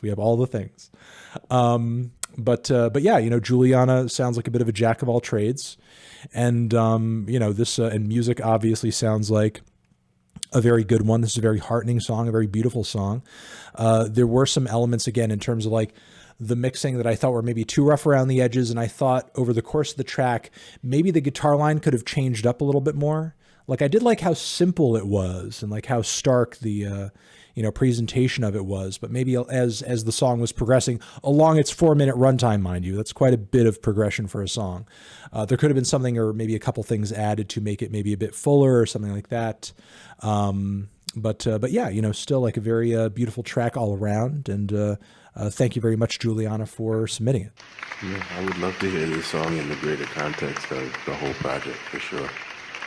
Well, this record, Shine, again, is out now via Astral Oak Records. And for anybody who's watching on YouTube, you can listen to this track as well as all the other tracks that we heard in this segment down below. Check it out for yourself. Listen for yourself. Make your own opinions. Get your own experiences. And, I want to thank once again everybody who submitted this evening and everybody who was a part of this segment. And you're all brave. You're all awesome. You're all fantastic and greatly appreciated. Thank you.